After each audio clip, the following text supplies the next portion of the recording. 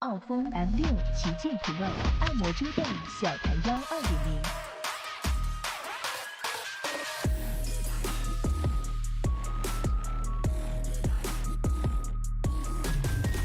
3D 云朵枕，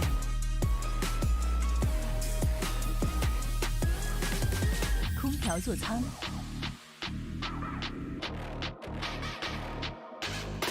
立体机械臂。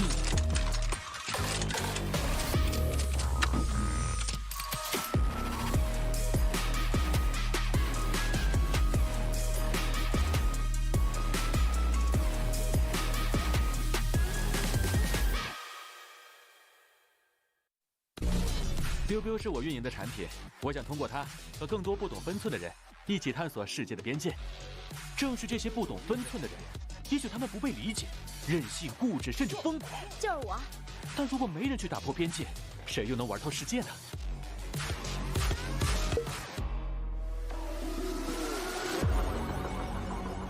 打开微信，搜索公众号“星际老男孩 SC Boy”。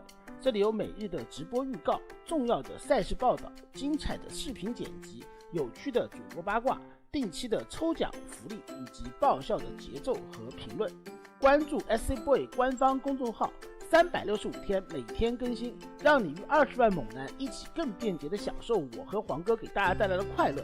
不要告诉别人哟。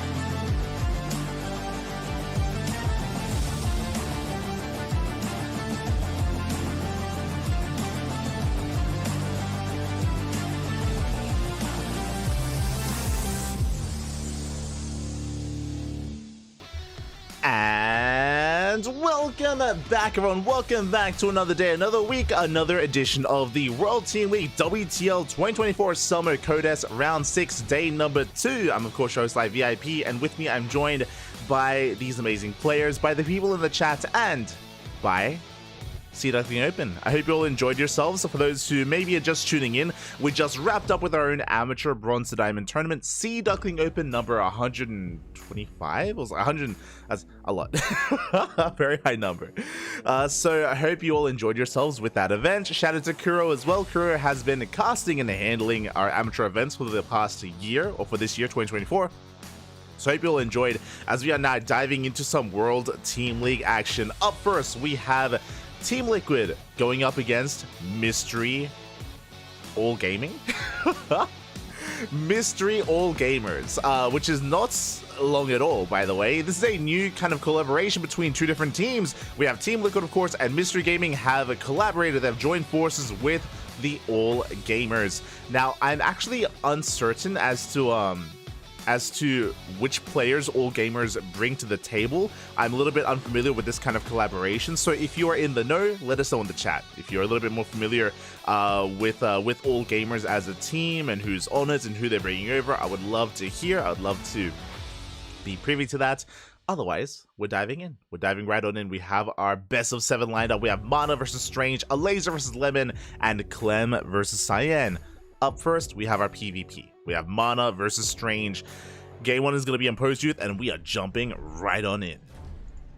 And spawning into the right-hand corner, we have Mana for Team Liquid. And in the bottom left, we have Strange for Mystery All Gamers. I need to get used to saying that. I need to get used to it, Pappy. But a shout out to the WTL production team, because I don't know if you noticed, they did update the intro. They updated the intro with the Mystery and All Gamers logo. They also updated the CranKy Z Gaming logo and changed it to Weibo Gaming. As a reminder, Weibo is the new team that has acquired or partnered with DKZ. That has occurred as well. It's not much of a mystery who they are if literally All Gamers are on the team. True. All Gamers is just Coffee, I think. Oh, so Coffee left Mystery Gaming. Okay. Thank you for letting us know. I know that Coffee was on Mystery Gaming for a long time, but I guess he since left the team, but still wanted to compete with Mystery Gaming in WTL. Let me just double check. And yeah, Coffee, he joined All Gamers 2 days ago. Coffee joined All Gamers 2 days ago, so there we go. We have confirmation. It's Mystery All Gamers. Really just allowing Coffee to continue to compete for the team. Really cool to hear. As we are going to be settling into game number 1. Again, we're loading into Post Youth. Post Youth is a very unique map of the map. It has a lot of unique features like the hybrid natural base or the hybrid pocket base that you gain access to early on. There's the goal base in the center of the map. It also has some wide open areas towards the fringe edges of the map as well, which we can see Strange is using to hide a pylon. So this is not a real proxy pylon, it is a fake proxy pylon. Basically, as Mana's coming in with the probe scout, Mana confirms, hold up, your pylon's missing. Hold up, Stranger, second pylon is not where it should be. It's somewhere out on the map, doesn't know where. Could be a cheese, could be an all-in. We can see that Strange is just hiding the pylon off to the side and is keeping it hidden and doesn't really intend to commit to anything, but Mana is not as certain. Meanwhile, Mana is going for an economic opener. It's going to be a gate cyber expand here, double gas into a Stargate as well. So very economic build here out of Mana. With this Stargate opener for Mana, he's going for oracles to deal some economic damage. Likewise, he's also scouring the map. You can see on the minimap there on the left hand side, there's a probe just searching all around the map right now, looking for the pylon. Isn't going to find it as there's nothing there on the left hand side. And again, Mana's going to be safe because there's nothing really going on. Likewise, Mana doesn't overreact, or he barely reacts. Yes, Mana is scouting for the pylon, but he's still playing pretty economic. We have a safety shield battery, so okay, we're forcing a shield battery to be made, we're forcing the probe to scout, that is true, but outside of that, Mana's still looking solid. Meanwhile, Strange did open up 2-gate into a Nexus, into a tech structure, which is a Twilight Council. So Strange is going to be behind economically, and Strange doesn't really have much tech to work with either. So we'll see if he can keep up, we'll see if Strange can recover as the Oracle's zooming across the map. We be zooming, papi, and with this Oracle we can take down a lot of workers. We see Mana going for a Void Ray follow-up. That is a bit of an overreaction. The Void Ray tells us, and yeah, now we confirm the expansion, we confirm the tech, Stalkers are in position, the Oracle gets shoot away, and I believe we just cancelled the Void Ray, which is a good call. Yep, we canceled the Void Ray, now we start up Twilight Council. So basically what just occurred here, the Void Ray was in production because Mana was afraid that it was going to be an all-in, and if it was, we would need a Void Ray to defend. Once we confirm it is not an all-in, once we confirm there is no proxy, we cancel the Void Ray, we start up Twilight Council. Now what this means is that Strange is now ahead tech-wise, in a way. The Oracle hasn't done any damage yet, and Strange already has Blink on the way. Meanwhile, Blink is still a ways off for Mana because of the delayed Twilight Council, because he wasn't really sure what was going on. So there's a bit of a give and take going on here. Again, I would still favor Mana economically. Do slip in, we do get one probe kill in the main, but only the one probe for now. At least the Oracle is still alive. We can always go in with a Stasis Trap or another Pulsar Beam and focus on some more workers. Second Oracle has arrived. This is a bit of a bigger commitment here for Mana. Two Oracles need to get something done. It's, again, quite an investment for Mana, and hopefully we can get some economic damage. Otherwise, Strange can comfortably get into his 2, maybe even 3 base setup. But now, of course, Blink is almost done for Strange. Oracle dips in, gets one probe kill, second Oracle dips in as well, and not bad, getting a worker, pulling back. Bleeding off a bit of hull damage there, but nothing too major. Ooh, and Mana!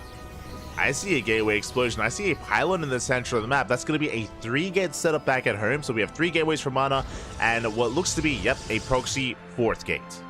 What does that mean? 2 base, 4-gate Blink.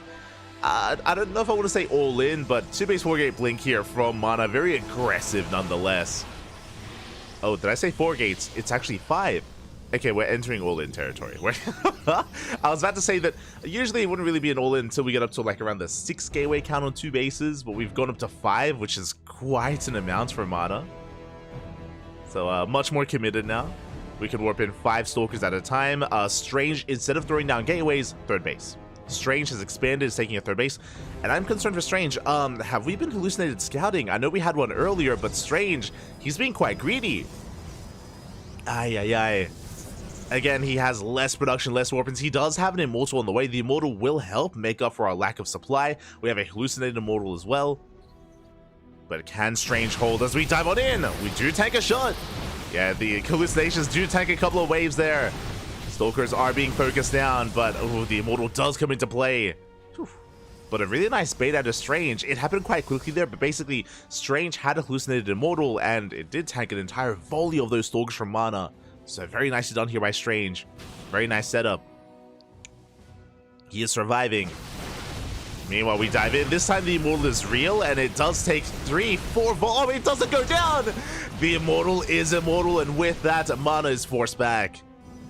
Oh, a brutal attack, and Strange, he's looking to snowball out of control here. That was a very committed dive, and Mana did not get anything. The Immortal just refused to go down, and now Strange gets away with third.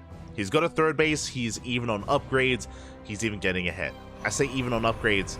Strange has +1 attack, he has +2 on the way, glaives are on the way, here comes the Gateway Explosion, Immortal production well in favor of Strange. Strange has a solid lead. He has a solid lead right now, and Mana, he's in a bit of trouble. He is in quite a bit of trouble. Basically, Mana has to buy time. If he can somehow buy some time to warp in a wave of Zealots, then we can survive. What I mean by that is Zealots do a great job, not necessarily at doing damage, but at soaking damage, right? Just being a buffer zone for your army. The problem with the Zealots that are on the way is the Adepts.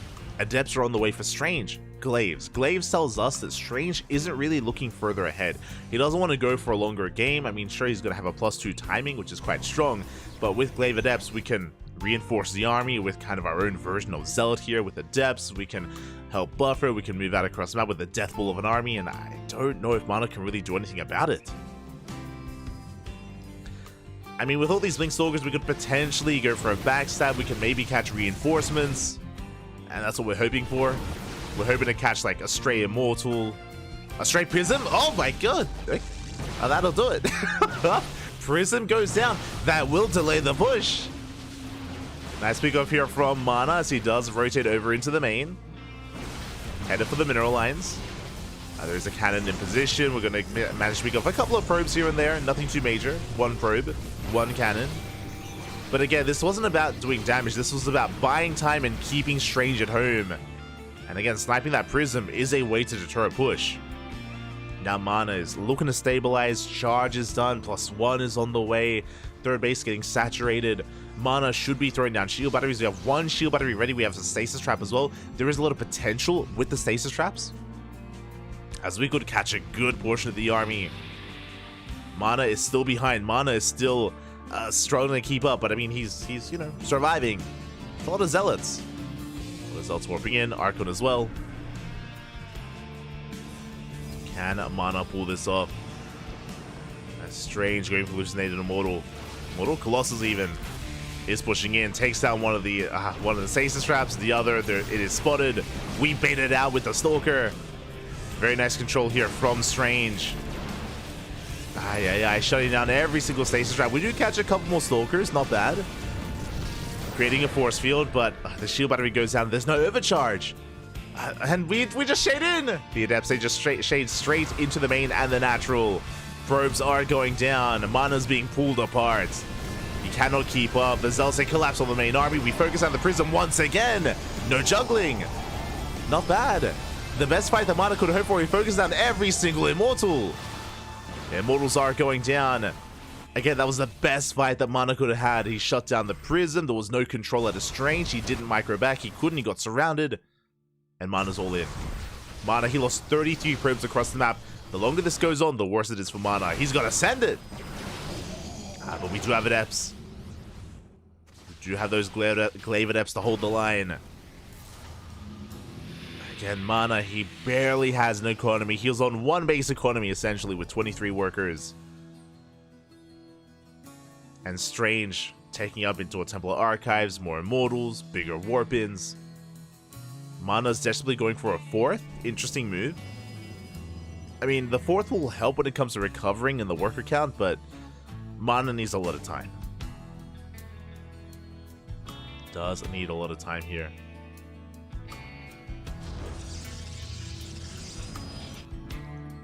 As we do see Strange going for the second wave, going for the second move out. This time with significantly less Immortals, but at this point it's just about the numbers. At this point the quality of the army doesn't matter as much. We do have a lot of Archons, but not many Zealots for them to deal with. Not many Adepts either, as we are very Stalker heavy. Adept does not trigger that Stasis Trap. There's still the Stasis on top of the ramp. There's potential. Up! Massive Stasis on the Stalkers. Very nicely done, and once again, Mana is buying time. At the same time, getting some probe kills across the map. You can see Mana trying to collapse on those Stalkers, pushing in. Yeah, forcing a fight. These Archons, they do so much damage to the Adepts, so we blink on forward, we dive on top of the army. And the Stasis runs out. It looks like Strange just has too much. He's looking to overwhelm Mana. GG gets called, and Strange takes game number 1. Whew. GG. Well, that's a mug of water. That's and the Immortal soaked so many shots, so much damage, and that meant that Mana lost so much for nothing. I think he bled out like 5 Stalkers trying to kill that Immortal. Didn't work out. Did not pay off. Suddenly everything swung in favor of Strange, was able to counterattack, and Mana was on the back foot from that moment. And with that, Strange takes the lead, and now we're getting into game number 2. It's going to be Mana's map of choice. We're loading into Golden Aura. Now, I want to believe that Mana can bring it back. Again, Mana was the aggressor in game 1, and his aggression failed, but I believe we shall see, as we are looking to get into this. And again, this is still the beginnings of the series of the best of 7 between Team Liquid and Mystery All Gamers. It's still so awkward because, like, gaming is also in Mystery Gaming's name. But in the top left-hand corner, we have Mana for Team Liquid. And in the bottom right, we have Strange for Mystery Gamers. Oh, what if I call it that? I like it. Yeah. For all Mystery Gamers. We'll figure it out. We will figure it out. Regardless, we're settling in. I'm going to be settling into game number 2. As a reminder, Strange did fake a proxy in game 1. He hit his second pylon, and it was just a fake proxy pylon. I wouldn't be opposed to Strange going for the proxy pylon, like the proxy pylon again in game 2, but actually committing this time. Actually making use of it as a bit of a mind game. A way to work with the series, a way to just get into the head of Mana. But we'll see. We shall see. As our initial probe scouts are moving out across the map, a double gas opener here to Strange. Double gases by Mana as well. Likewise, going to be a 2-gate opener from both players. Bearing in mind that last game Mana was a little bit more economic. Did go for a gate cyber expand, but you can get away with that on post youth. Here on a map like Golden Aura, a little bit less so, just because your natural is a little bit more exposed, more vulnerable. So 2-gate openers all around. Cyber cores are on the way, and now we get to play what used to be our favorite game. Is guess what 2 units come out? I say used to be our favorite game because previous patch, a couple of months ago in the last map pool, it was a little bit more diverse with what kind of openers you could have, with double Adept, with double Stalker, with Stalker Sentry. Nowadays, Stalker Sentry are very common. They're much more common than any other opener. Speaking of, it is going to be Stalker Sentry out of Strange, but that is that is Adept Sentry from Mana. That I don't think I've seen before. that combination of units. Okay, interesting. So the early Sentry is a sign of, us getting into a longer macro game, a sign of a more defensive style here. The Sentry allows you to scout across the map, so very important when it comes to scouting. It also gives you a nice defensive advantage as well with something like a Force Field or a Guardian Shield if you do need it. Which is why Sentries have become so trendy as of late. To go Sentry Adept is interesting, just because our Sentry should be giving us scouting information anyway, but Mana is very quick to move out across the map with our initial Adept. So it looks like we're getting basically a slightly earlier scouting information and potentially a bit of damage as well. As the Shade does threaten the main, and we are going to actually slip in. Okay, not bad. The Adept does slip in. We get 1 probe kill. Force out the Force Field. And that was pretty worth it here. I mean, we go to full scouts, we go to probe kill, we've wasted energy, but here comes the second sentry and we should be able to scout with our hallucination. Likewise, the tech was thrown down after the death of the first adept. But it looks like Mana will confirm. Hallucination dives in, and we do confirm the tech of choice, the Twilight Council. Meanwhile, Mana back at home did go for a slightly faster Twilight Council into Blink. It looks like Mana skipped his third unit. Or, I say skipped his third unit. He skipped any kind of Stalkers, so he's actually able to preserve some gas and get a slightly faster Twilight Council. Not bad. With that Adept earlier. But again, only slightly faster, by a couple of seconds. For now, we're kind of mirroring each other. Blink on the way for both players. Expansions are done. Strange now deviating a little bit, going for a Forge. So Strange going to be doubling down on a Gateway Army with +1. Quite quickly as well. Meanwhile, Mana has yet to really invest otherwise. Robo now on the way for Strange. I imagine for Observers and scouting information. We can get into Immortal production if need be. And Mana instead is looking to expand. Mana's hallucination does confirm that he's going to be behind in upgrades and behind in tech. But we're going to be ahead in economy. So third base is on the way. So we have a bit of a give and take here between Mana and Strange. Mana even being a little bit more proactive with his army, moving out with those Stalkers.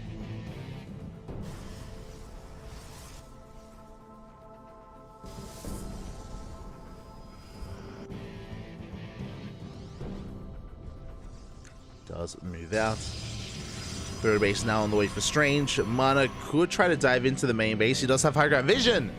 He can dive in and go for the pylon. And the pylon is not going to go down. We go for the probe instead. Oh, there was potential to go for the pylon. But last Mana is going to be zoned out of the main. You're only getting one worker. Getting a second probe. Ooh, as Strange chases. A little bit cavalier there by Strange. Okay, calm down.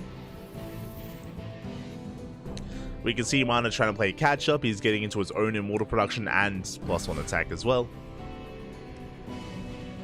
Strange does have that slight lead and can make use of that lead as well.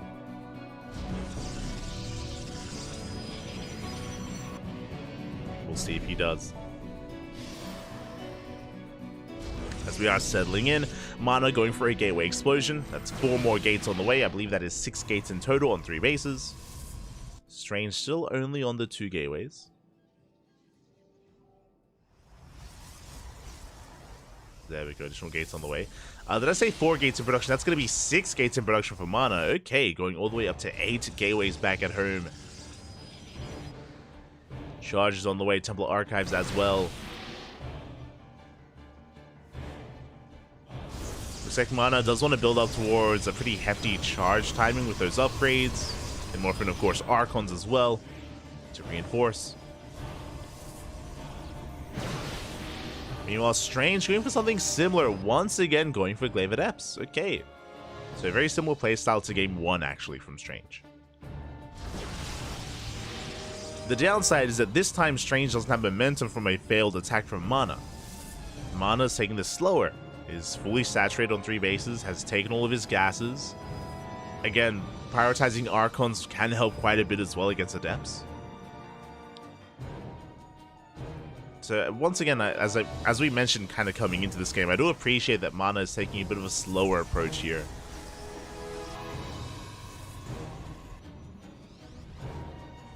Do appreciate it. As we are just settling in. Mana thinking about a 4th base. Is in position for it, just waiting for those resources. Meanwhile, it looks like Strange looking to do the same. Yeah, it spots the 4th. And Strange can either double down and commit to a push or expand. Oh, that's a big warp in from Strange. The War Prism's on the way as well for our red Protoss player. I mean, for both players.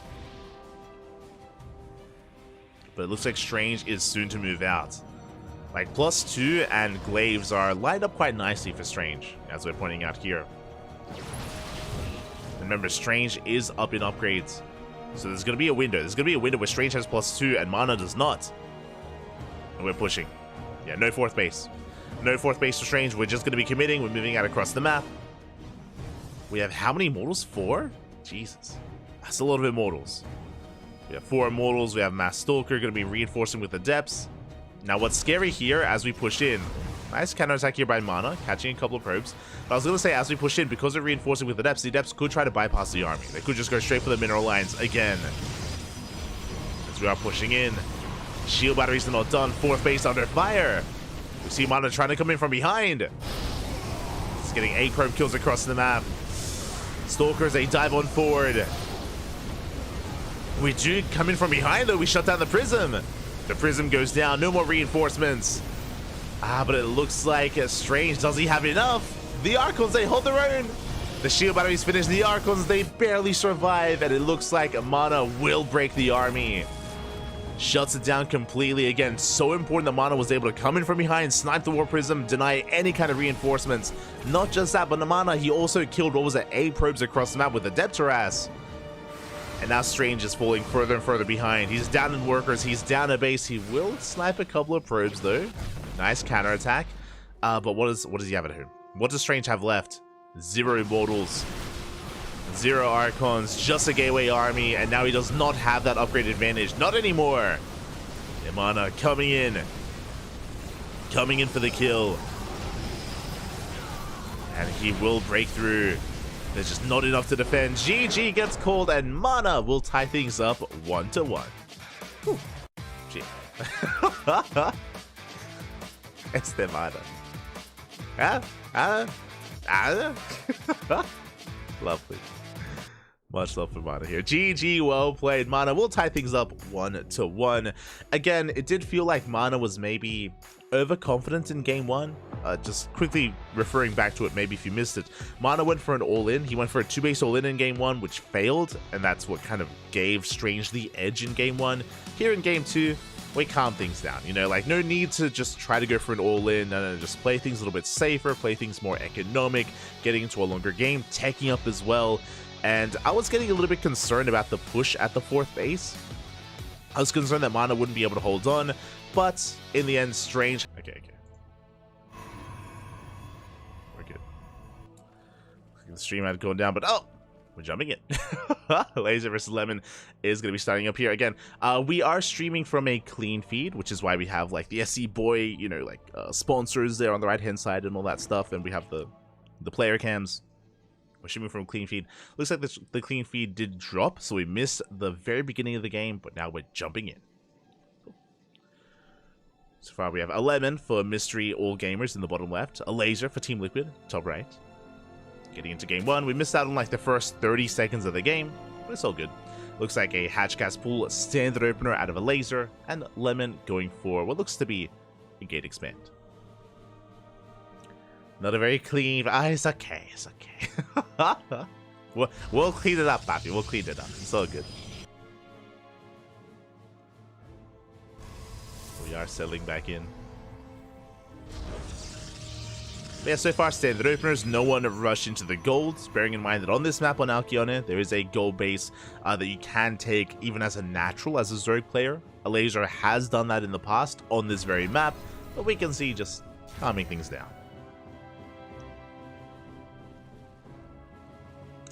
Sorry, I seem to have missed some news. Kaiser Gaming rebranded to Weebu Gaming. Yeah, it is a partnership. It's a quote-unquote partnership.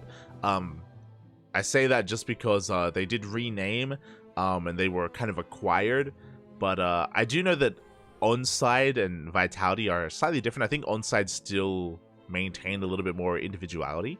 But I guess we don't have the specific details of kind of the management of DKZ now, with WBG taking over.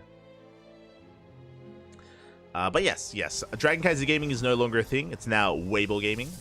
For the past week, I think. For the past week or so of StarCraft, it's been the case.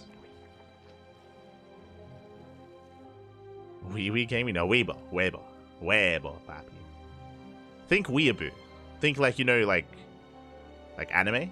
It's kind of like that a little bit. Weeaboo gaming. But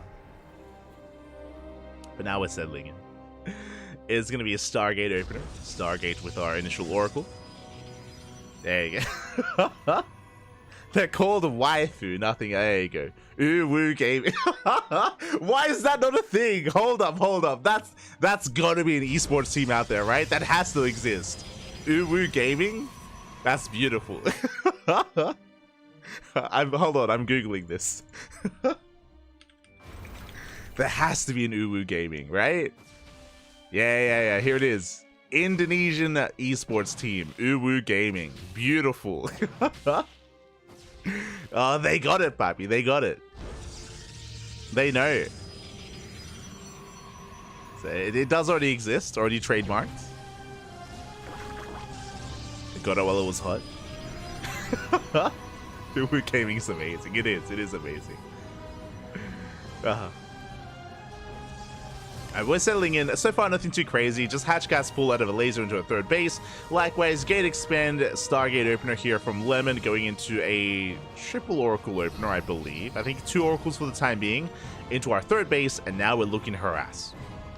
Now, it looks like Lemon cut the third Oracle. So, usually in a standard PvZ, you go up to 3 Oracles, but it looks like we cut the third Oracle to get a slightly faster Twilight Council. I don't see a Forge. This could either be Glaives or... never mind. This has got to be Glaives or Blink. We can now see the Forge on the way. It looks like a fast Blink opener here from Lemon. So Blink is slightly faster than normal, just because we saved some gas and preserved it because it didn't make a third Oracle. Forge is delayed, but it means we can be slightly more aggressive with our Stalkers earlier on. There it is. Blink is on the way. At the same time, we're being active with a handful of Adepts. It's going to be 6 Adepts on the ground, 2 Oracles in the sky, and we'll see what we can get done. For now, we do threaten the third. Diving into the natural. Lings are somewhat in position, but the Oracles, they come in to support. Lings are shut down. Now we're going straight for the Queen, straight for the drones. Yeah, 1 drone getting picked off. We're getting a 2nd worker as well. Again, very nice collaboration here by Lemon, making use of the Oracles and the Adepts coming together. And this is getting out of hand. That's going to be 7. 8 drones going. Oh my god. 8 workers going out. Can we get 9? Oh, we can. 9 workers fall between the main and the natural for only 6 Adepts. The Oracles did survive. You can see a laser going for a big counterattack, and the shield battery is not ready. Uh-oh. Shield battery is just not ready in time. There's potential with these Lings, but we do open some Stalkers, and a laser does pull back. There's potential for a counterattack here, but Lemon does defend. He defends. Blink is more than halfway done. A very strong start here for Lemon. Still has those Oracles to support, still have not taken any hull damage. And now here come those Stalkers. Now, the power of this opener from Lemon as he throws down 3 more gates, I believe that's a 5-gate setup in total, but this looks like a 3-base all-in. Yeah. So he's only taken 4 gases. You can see only 1 gas at the third and 1 gas at the natural. This is for an 8-gate 3-base all-in. Lemon is doubling down here with these Stalkers. Again, we saw Blink being researched very early on. And this pylon is to reinforce. We should be throwing down a proxy gateway right next to this army to reinforce right in the face of a laser. And there it is. Gateway's on the way. A laser's in trouble. Laser, he skipped the Roach Warren. A laser, he skipped the Roach Warren. He has to defend with purely Lings and Queens. Hydras are on the way, but Hydras, they take time. They do take time. Oracles activate their pulsar beam. Lings, they get completely shut down. Queens, they're trying to get on top of that gateway, but alas, they cannot. And a laser is up against the wall. Now, the longer this goes on, the better it is for a laser. Again, he is slowly amassing Hydras, and we can hit critical mass. I'm talking 15 Hydras. If we can get them up and running, then we can force this back. Until then, the Lings are being shut down. Hydras are slowly building up as we speak. This is not looking too bad for a laser. And we still have plenty of Queens as well. Lemon unable to break through in time. The concave is insane. Hydra's pushing in, but we are running out of Lings. Lings are required here to buffer for the Hydras. Hydras are quite fragile. Do the revelation off. Hydra's pushing forward. Yeah, Lings collapsing on the army. And it looks like a laser. Yeah, we have held. We're shutting this down. We're getting on top of the proxy. And what's worrisome is that Lemon doesn't have charge. He doesn't have +2. There's no Robo. There's no Bait. There's no Colossus. There's no fourth base. There's nothing. The pylon gets shut down. We deny the warp in. Lemon has no follow-up to this. This had to end the game. And things started off quite well. It wasn't a bad start, but it wasn't good enough. Was not good enough here. As we deny the final warp in. We're moving out across the map. We can see Lemon, he's now taking gases. You can see the production tab. But yeah, GG gets called. And a laser will take game number 1. Whew. GG. GG, well. 30 minutes or so. So we have some catching up to do, but jumping into game 2. And spawning in the top left-hand corner, we have a laser for Team Liquid. And in the bottom right, we have a Lemon for Mystery All Gamers. The Taiwanese Protoss player. Also, shout out to Eba letting us know that that he might still be a Zerg player at heart. Oh, let's go. He's sticking with us. Beautiful. Still a Zerg player. Ah. Single tier. We are diving into game number 2. Again, Lemon committing hard with that all in, but alas just could not break through, could not gain the momentum that he needed. Had a good start, again getting, what was it, 9 drone kills. But bled out quite a lot of stalkers there while attempting to break the third base. As here in game 2, we do see once again the hatch gas full opener out of a laser. Standard game.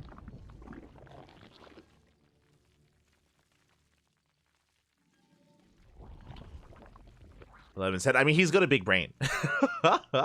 It's true, it's true. He might also be related to Max Pax. I feel like the webcams of Max Pax and Lemon, there's a bit of a theme to it. There's a bit of a theme. I don't know what it is. I think it's in their eyes. They do remind me of each other. But Lemon does have a much bigger brain. True. Let's go. So we are settling in. Lemon now with a serious face. After that first game, time to hunker down. Time to focus. To bring us back. Again, it wasn't a bad start for Mystery Gaming with that 1-1 score. But now the pressure is on Lemon. Max Pax got himself a super tall Lemon GF. Ah, let's go. The waifu.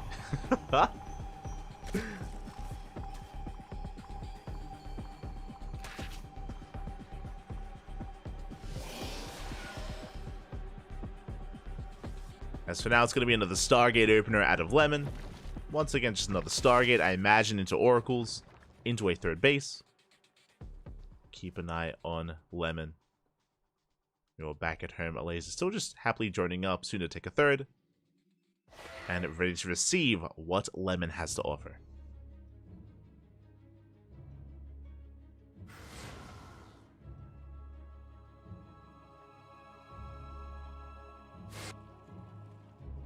As there it is, the Stargate is done. First Oracle is on the way. We're not spicing things up too much with a Void Ray opener or a Phoenix opener or anything like that. So far, everything looking as it should. Adepts do push forward here, shaving off a couple of lings, getting a drone, not bad. But it's 1 drone for 1 Adept. Not the most ideal trade for Lemon. Behind this, our first Oracle is out. Second Oracle's on the way. We should be looking to expand. Likewise, though, because we lost an Adept, that means there's potential here for these lings. A laser, he goes for the dive, he goes for the probe. And the probe, oh, nice move here out of Lemon, keeping it here behind the Adept. Vappy. Very slick move. The third base is delayed, but not for too long, and the probe survives. Again, that was just some really cheeky moves out of Lemon. Able to mineral walk past the Adept, keep it hidden, keep it safe, keep it secret. Do love to see it. Meanwhile, I believe that was a Twilight Council before the Nexus. as we do have 2 more gateways now thrown down. But with this Twilight Council timing, it is faster than last game. I believe it is faster than game number 1. This could be a Glaive follow-up. I know that last game it was, Blink, but a big reason for that as well was the Forge. That was more of a tell. And this should be Glaive from Lemon. We'll keep an eye on him. We'll keep an eye on that production tab, and yep, there it is, Glaives. So this is going to be Stargate into Glaives. The purpose of this build, the way this works, is it's designed to catch the Zerg player off guard if a laser is too greedy, like last game. Remember last game how a laser skipped Roach Warren and went straight into Ling Hydra? If that happens again, he could be in some trouble here, without any roaches. As a laser's in the dark and we are building up adepts. First wave is spotted, but I mean, this is pretty normal, this is pretty standard to have 5 adepts being active as we speak. Likewise, there's no rover with this, so there's no warp prism, so we cannot reinforce across the map. We are instead going to be warping in back at home, massing up an adept army, then sending it. Do shade across map, forcing the recall. Very important that we recalled most of those adepts. We have to keep them and preserve them and build up that adept count as much as we can. Baneling Nest on the way, interesting. Now, this can deal with adepts, but you have to be heavily reliant on your positioning. As banelings, they waddle around. They're not the fastest of units, especially without baneling speed. They can have a hard time keeping up, but they can otherwise try to preemptively be in position for a shade. At the same time, a massive link counterattack. We get into the mineral line. Probes are going down. Third base mining is denied, and a laser does fully wall off. He's buying time. He's buying so much time with that wall off. Instead, we shade towards the third base. Spine Crawlers are on the way. But they're not going to finish. Meanwhile, across the map, Oracles are going to be able to defend. We deny one spine. We deny another. A laser does have a 4th base that he's mining from, though. The 4th is up and running. His economy is still pretty good. You can see there are 8 banelings in production. And they are waddling forward. These adepts have potential. We do get into the mineral line once again, but here are the banelings! The banelings, they crash in! Big connections. We shut down the adepts. There was potential with this army. There was potential with this timing, but we do shut them down. And a laser, he does survive. Now, the downside here, even though a laser didn't lose many workers, again, we didn't see a lot of drone kills, but he made so much Ling Bane that his worker count is still quite low. Does have to resaturate. There we go. That was 13 drones on the way. Now another 7. A laser is playing catch up. Unfortunately, a laser did not already have the Hydrogen. Hydrogen just now being thrown down. So it's going to take a little bit longer for him to get into his upgrades. Lemon behind this can still sustain himself on 3 bases. Oracle dipping in. Queens are in position. Do you manage to get 4 drone kills before escaping? Not bad. Not a bad run by there by Lemon. Lemon with a 4th on the way. Lemon was on a high probe count, but remember, he was also denied mining from his natural for quite some time as well. That's another thing to factor in. As the both players are attempting to settle down into their 4-base economy. Massive link counterattack. We do keep that 3rd base alive. The 4th gets surrounded. Uh-oh. Big surround on the 4th base, and can we force a cancel? Looks like we can. Yeah, massive cancel on the 4th. It was almost done. It was almost complete. Yeah, punishing Lemon for the lack of side defense. Storm, likewise, it's not quite done either. We're almost there, though, with that Storm timing. And Storm is going to be ideal. It's amazing against all things light. Lings, Hydras, Banelings, the caster. Storm is brutal, Fathi. And it is now done. And with Storms, even though Lemon is slightly behind in that army supply, it can take a fight. I imagine a laser is going to be working towards Lurkers. I mean, we've already got Ling Bane Hydra. I imagine Infestation Pit and Lurker Den is going to be on the horizon. I imagine. As I say that, we're still just massing more Lings. The laser is on 80 workers. He has droned up as much as he needs, knocking down these drugs, giving him the best opportunity to catch the army in the center of the map. I'm loving the setup here by a laser. Rocks are being knocked down. Lemon still building up. I'm a little bit concerned about the lack of Archons for Lemon. There's very few Archons. It's basically just Stalker or High Templar. Like, this army from Lemon looks so fragile. Like, Storm, sure, they pack a punch, and we get some good storms on the... Oh my god, the Lings! They melt! They do melt. Bailings here come from left-hand side. They try to roll in. So far, wasting some of these storms. Bailings, they do crash forward. I think there's maybe one storm left. Never mind! One High Templar remaining. Bailings, they crash into the shield battery. They deny the overcharge. High Templar, they come in to reinforce, but... Again, Laser did quite well for himself. He did deny so many of those High Templar. Snipes the Archon towards the end. Is going to be forced back. But he was successful when it comes to dealing with so many High Templar. Which means no storms left. A Laser, he can back off and remax. And he can hit again. And what is Lemon going to have ready for that next push? Now, at least he did retain his worker count. You can see here 85 probes for Lemon. But we're still working with a small army. We're still building back up. I believe we have 2 High Templar banking energy. Sorry, 3 High Templar banking energy. That is potentially 3 storms. We're getting into Mass Immortal against Lingbane Hydra. I'm not in love with the Mass Immortal, not gonna lie. I mean, it can work quite well against lurkers, definitely. Overcharges pod, we're holding on. We are holding. The Laser backing off, rotating around. The Laser's about to remax. Lemon building back up. A couple of Zelts are getting caught out. Again, we have those 3 storms. First one gets spent. So does the second. We have 1 left. And that's the final storm. Bailings are rolling in. We don't have that many Lings, though. Not many Lings left over. Hydras, they start to step forward. They focus down 2 of those Immortals. They're going for another. They don't quite get it. Stalkers, they come in to reinforce. We force a Laser back. Whew. Apparently 3 storms is all we needed. I was really concerned we were going to run out of storms and we just would not have enough. But Lemon, he holds on. His economy has been untouched. His robot production well underway. I would love to see a Bay. I'd love to see a Bay and some splash damage. And a Laser finally being forced to throw down an infestation bit.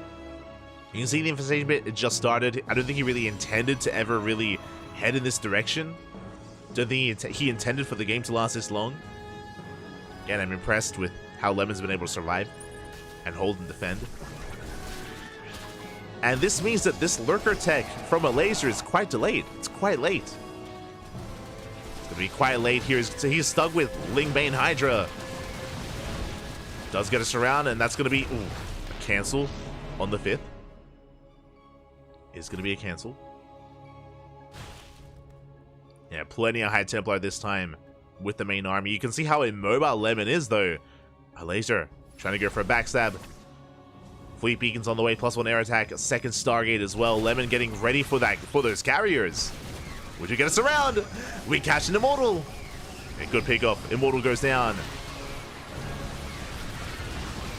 Was a good pickoff. Trading gas for minerals there. Lurker Den's on the way. Hive is on the way.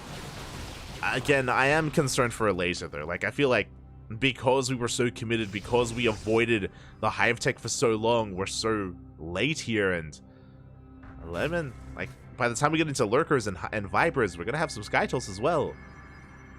It's going to happen. Do you see a massive Bailing run by? Rolling on in. Would you react in time? We are in position. Bailings, can they get in? Up! It's close! Oh my god. Whew. 7 probes go down. That could have been so much worse. Just the 7 workers, though. Lemon does hold on. Carriers on the way.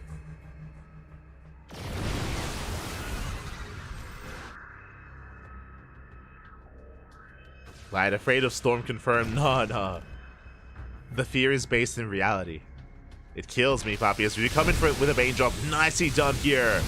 18 probes go down. The natural base was oversaturated. Very nice drop there by a Laser. Lurkers are now building up. 11 Lurkers on the way. And Lurkers, again, they're going to be amazing against the ground army, but what about the Sky Toss? Now, it's still going to take some time to really get into Skytoss. We have 2 carriers on the way, and it's going to be a while before we build up towards 6 carriers, for example. We're still getting there. Likewise, though, a laser isn't really ready for Skytoss. Doesn't have a Spire, is lacking Hydras.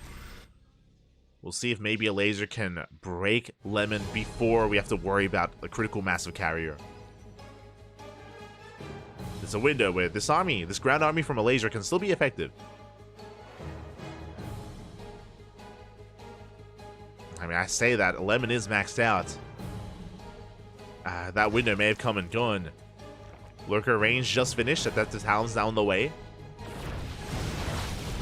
Well, laser has to be very careful with his movement. Storm grazing the Lings. Carriers are revealed. Laser is now aware. I believe a laser has 0 Vipers, which is concerning. Yeah, we catch a Lurker immediately. Big storms here on the army, on the Lings, on the Lurkers as well. The Spine Shots, they take down a good amount of the ground army. Link Stalkers, they dive in from behind, and we get us around. A mass surround. A laser's army melts. We force a recall. Lings, they got a bit done. But likewise, they're going to be cleaned up as well. And now Lemon has a massive supply lead. Now it's time to push. And now it's time to move out. Again, it was mainly purely lurkers in that army. Just less than ideal. There was very little to support when it comes to spellcasters. And Lemon, he's looking to snowball out of control. Looking to tie things up here in this Team League match. Pushing onto creep. The Immortals, they're immortal, Pappy. They're not looking to die anytime soon. Pushing onto the high ground. Spores are trying to reposition, but in this panic, so many Spores are going to be going down. Only one does burrow. We rotate over. We are building into a good amount of Hydras, but I believe we have some Storms available. Yeah, we do. Yeah, with a handful of Storms, the Hydras cannot engage. Yeah, barely any Lurkers left. 3 Lurkers. Big Storm. It looks like we may have lost the Observer. The army backing off, rotating around. Additional carriers on the way. Mothership as well. A laser does survive. Okay, we've got 10 more Lurkers on the way. Gonna be rotating around. Once again, being forced back. Yeah, we just now noticed that the Observer had died, and we have rebuilt it. Backup Observer on the way. Without it, we cannot push in. That is the saving grace here for a laser. If there was detection with the main army, then Lemon would have ended the game. for sure. The game would be over, but alas, no detection. We do force back the Protoss. Massively counter-attack probes are going. Oh my god! 10 workers going down. We shut down the base itself. At the same time, we're pushing on forward. Observer gets sniped. No more detection! Oh my god. The lack of detection is killing Lemon. At the same time, the base did fall. Lemon getting knocked down to 4 bases. A laser, he went for the light VIP maneuver. That's when you just focus down the Observer. Just like spend like 10 Hydras, but you kill the Observer so you live. You survive. That's the win condition here for a laser. Every fight, if he can focus the Observer, he's okay. Let's see if we can. Now, there is an Oracle in production. The Oracle will help a lot. With Revelations, it's going to be a more secure way to maintain detection on the army. Ooh, this counterattack, less than ideal. We bleed out a couple of units for free. That was an Archon and an Immortal. There's that Revelation. Okay, we have 2 Observers with the army. 2 Observers. Can we get him? 2 Observers. The Oracle as well, of course. Rotating around. Ooh, a laser out of position on the low ground. Yeah, big storms on the Hydras. Yeah, Lurkers, they just cannot keep up. They're going to try and waddle forward. Yeah, big storm on the ramp. And storm on the Hydras as well. A laser still cannot collapse on top of this. And now a laser needs detection. We have the cloak. Spores trying to waddle forward. Nice slow zone here on the Lurkers as well.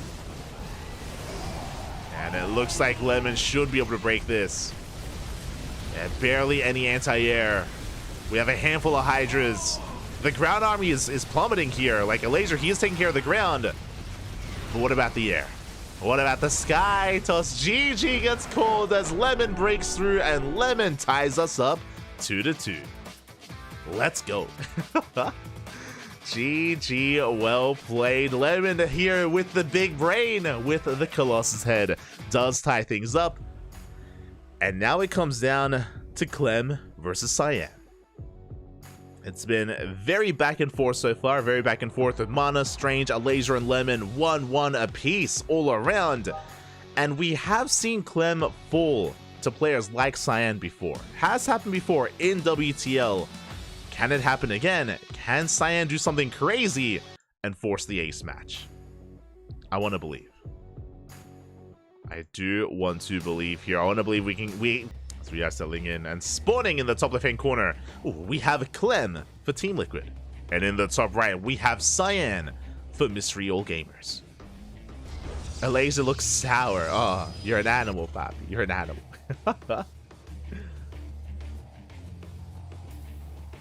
Time to drink a hard lemon. What is a hard lemon? Alcoholic drink that tastes just like Solo. Let's go. Gibbs, man. Gibbs. Lemon, he got zesty. He got... I don't know. I love sour things, by the way. I'm a massive fan. For those who know, my favorite food is ceviche. Ceviche. Which is like seafood just drenched in limes and lemon. It's beautiful. It's amazing. I haven't had it in a long time, though. Need to make it again. As we're settling in, we are going to be settling into our game on Ghost River. Again, aggression is favored on a map as small as this. Shorter rush distance by ground. Quite a congested map as well. As I say that, we get both extremes on Ghost River. We can get hyper-aggressive short games, or we can get some extended longer games as well. Just because of the features of the map itself, it can be relatively easy to cut the map in half once you get your third base up and running. Again, there are just so many ramps that you can take advantage of. There's just so much of a defender's advantage that trying to break out can be difficult, and we can just, again, cut the map right in half, down vertically. Oh, as Clem is opening up double gas. Okay, you have my attention. Has no time for cooking. He's casting all day. True, unironically. That's unironically my life, is I wake up, I cast, I go to sleep, I wake up, and I cast again. Or if I'm not casting, I'm like editing VODs for YouTube and stuff like that. That's why like my food is like instant, you know, like oatmeal for breakfast or cereal, and like ramen for dinner. Smooch. But it's a double gas opener. Double gas opener here from Clem is going to be leading to a faster factory into a delayed CC. Ooh, and we are opening up Reaper Hellion. Okay, now with this Reaper Hellion opener, depending on how hard we commit, depending on how many Reapers and Hellions we make, our goal is to move out across the map and dive into a mineral line and look for some economic damage. As we have 2 Reapers, followed by a 3rd and 4th Reaper. So we're getting up to 4 Reapers and 3 Hellions. Again, there's going to be quite a bit of DPS available here. Adept does confirm. Ooh, and we shade into the main. Can we hunt down the Reaper? Up! Oh, it's so close! The Reaper! It's regenerating HP. It will survive. The Adept gets a full scout, but does get shot down. Does not get a Reaper kill. Very nice pick up here for Clem. 1 Adept down, and every unit counts. Again, we have 1 Adept left to defend, and we're moving out. Oh, okay. 2nd Adept does warp in. 3rd Adept on the way. It might be worth fully walling off on the low ground. We do shade ahead of time. Ooh, getting quite a bit of DPS done on that first Hellion. The concave is real. First Hellion should be going down. Can we get another unit, though? Okay, nice control here by Clem. Oh my god, we get 1 more Reaper, just barely. And there's the full wall off. Whew, just in time. But again, the Reapers can just dive right into the main. But we have the Reaper cliff. Never mind. Here's a sign he can hold on. He can buy time here with his walls. Pylon is under fire. Likewise, so is the Adept. We do warp into Stalker. Whew. And Cyan holds. A very tense moment here for Cyan, but he does hold on, doesn't lose any workers here to the aggression of Clem. And now we're calming things down. We're calming things down. Clem did go for a 1-1-1 opener. We have our medevac on the way for drop play. Tank in production, second racks as well. So Clem is just building up on 2 bases. Meanwhile, we have our take-off choice from Cyan. It is Twilight Council. Twilight Council into Blink. Looks like we have 3 gates initially. We have a 4th gateway on the way. Interesting. So 4-gate Blink Stalker from Cyan. It looks like Cyan doesn't just want to defend, he wants to attack. Oh, the Stalkers are caught out. Massive lock-on with the Cyclone. Yeah, we get 1, we get 2 Stalkers. Oh, too many losses. Some rough losses here for Cyan. No shield battery on the low ground. He's in trouble. As we are breaking through. Trading out the Cyclone. Once again, Cyan barely holds on. But bleeds out a lot of Stalkers. But again, with this 4-gate Blink build of Cyan, after he's able to shut down this medevac, assuming he can counterattack. We can turn things on its head, and there it is, Warp Prisms on the way. This is so we can push out across the map and threaten the bases of Clem. Now, Clem does have some tanks building up, thankfully. Does have a tank on the low ground at the natural. I believe his second tank just spawned in, so I believe he should have a tank in the main as well. Yeah, there it is. It's in the main base. Despite that, we could try to apply pressure to the production. Yeah, some of these add-ons are exposed. We can try to get some of the tech labs. Going for a big warp in. Boys are being pulled. We do shade into the main. And yep, that tech lab is under fire. We're even forcing some friendly fire here. Those SCVs are getting quite low. Yeah, a lot of workers going down. A lot of SCVs do fall. We deny the tech lab. That will delay Raven production. As Cyan has to be careful to overextend. Going for the depot. So far, so good. Third tank has arrived, a depot goes down, and now we get the hell out of the main. So depot, the tech lab, a couple of SCVs, not bad. Not a bad counterattack here from Cyan. And can he get more done? He's going for the bunker. Boys no longer pull. The bunker is going to fall. At the same time, Liberator back at home. Not getting much done. Cyan does defend against the Liberator. Going for another big warp into Stalkers. Without that bunker, it's more tempting to dive in. It is much more tempting. That tank looking a bit exposed. And we're going for it. The tank shuts down and gets 1 Stalker. Nice juggling. Cyan. Ooh. Takes another shot to the face, though. And bleeds out 3 Stalkers in the process. Did get a tank. Now, what's important about sniping that tank is that will slow down the counterattack from Clem. Oh, no! As we were rallying across the map. Cyan! Ay, ay, ay. A bit of a fumble there by Cyan. Less than ideal. Maybe getting a little bit nervous. You can see him again thinking about going for the dive. The tank does on siege. We can actually go for the CC. We have options. Oh, as we dive on the army, but we get punished with stim. Oh, this was a rough moment for Cyan. And a very opportune moment for Clem. Again, Cyan was not aware that stim was done. He gets punished hard. And now Cyan has to back off. He has to back off. Here comes the counterattack from Clem. He's pushing. Oh, the juggling! Saves the tank. Let's go. These Stalkers are so very low. On the one hand, props to Cyan for preserving the Stalkers, but they have that much less HP to work with here in the defense. Shield batteries are not done. No shot. Shield batteries are barely not done. A tank goes down. But the army sims on forward. We may not even need the tanks. Do you have the overcharge? Ooh, just in time. Do you have the overcharge immortal coming out as well? Can we get on top of the tank? It's getting so much in the back line. And can we focus it down? We barely cannot. It's barely out of range. That's a brutal position. Pilot going to be shut down. We do preserve the immortal at least. And we are running out of bio. The army getting overstimmed. At the same time, a doom drop here, or another drop into the natural. Immortal goes down.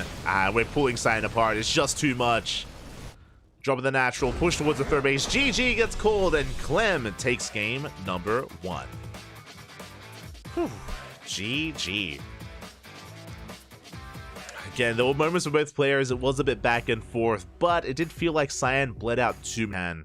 as we have our map of choice. Game 2 going to be on Site Delta. Here we go. We are just getting ready here for our second game. Again, it is going to be Cyan's map of choice. If he wins this game, we force the ace match. We are so close here. Can we pull it off? As in the top left-hand corner, we have Clem for Team Liquid. And in the bottom right, we have Cyan for Mystery All Gamers. It's gonna take some getting used to. It's gonna take a while. Mystery All Gamers. Hi.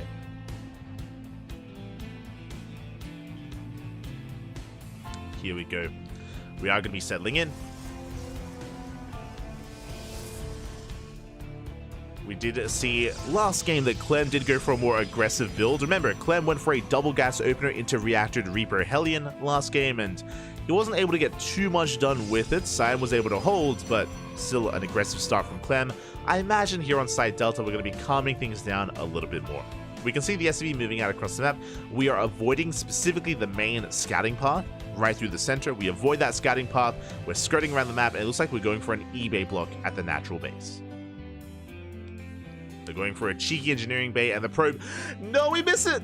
Oh, okay, there we go. We barely get eyes on the SCV. We're on the hunt, and can we deny that eBay? Oh, we cannot. The eBay is thrown down, and this will delay the expansion of Cyan. The boys have to be pulled. 4 workers so far. And 4 workers is actually not enough to stop the progression of that eBay, by the way. There we go. Yes, if he does take a couple of hits, and we should be pulling back. And the purpose of this, again, is just to delay the expansion. Clem should be canceling this before it does go down. Should be going for the cancel back at home. I believe Clem opened up Marine first. Interesting. Was a singular gas opener, but going for a faster factory. I believe because of the eBay, we can't actually afford the CC when we otherwise would. So slightly faster factory here instead. Oh. And are we just hiding the SCV, or are we planning on going for a proxy starport? I'm curious. Probes moving out across the map. Scouting around the south. CC has been thrown down on the high ground. Very safe expansion here for Clem. Yep, and there it is, proxy starport. Let's go. So with this proxy starport, we're going for, I imagine, a Hellion drop. It could be one of two things. It could be a Hellion drop into the main, or it could be Hellion aggression alongside Liberator harass as well. So it could be proxy lib, but medevacs are more common. Liberators are a little bit more niche in their use as a proxy. So Hellions are amassing. Twilight Council back at home for Cyan. So once again, it's going to be a blink-based opener. And there it is. It's going to be the medevac for Clem. So just going to be a Hellion drop into the bases of Cyan. And Cyan was scouting. You can see on the minimap there, Cyan, he was scouring the southern half of the map quite intensely, but not scouting towards the north. Which makes sense, right? Like, if it's a proxy Hellion, you would expect the medevac to be outside of the main, but it's outside of the natural. It's at a more unorthodox location, so it's unlikely to be scouted. Like, why would it be there?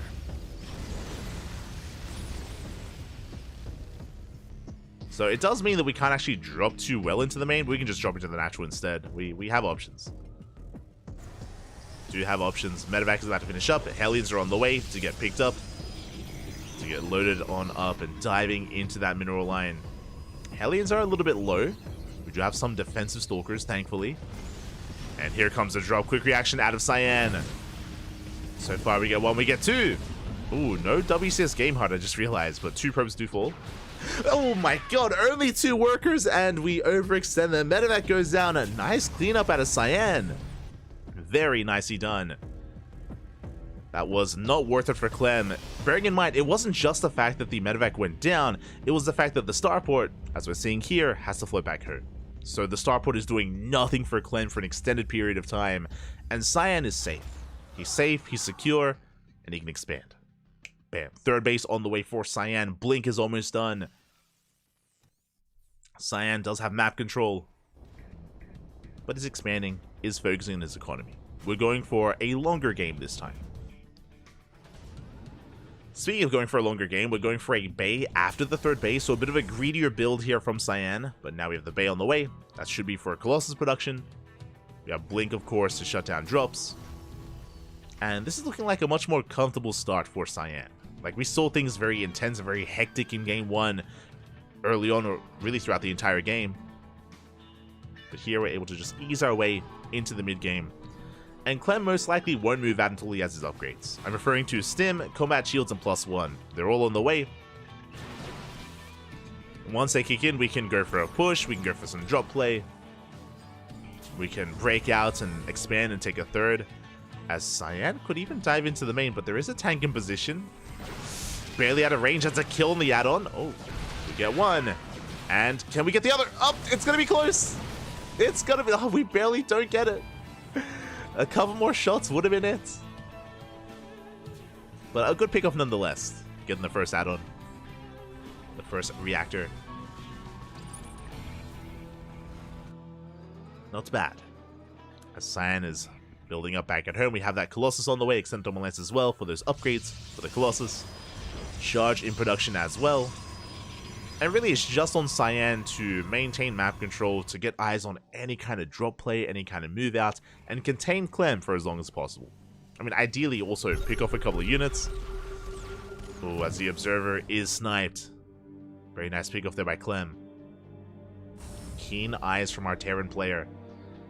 And that means it's going to be that much more difficult to actually scout any move outs. Medevacs have arrived, and here come some drops, and if we had the Observer, we could spot this. But without it, Cyan is in the dark.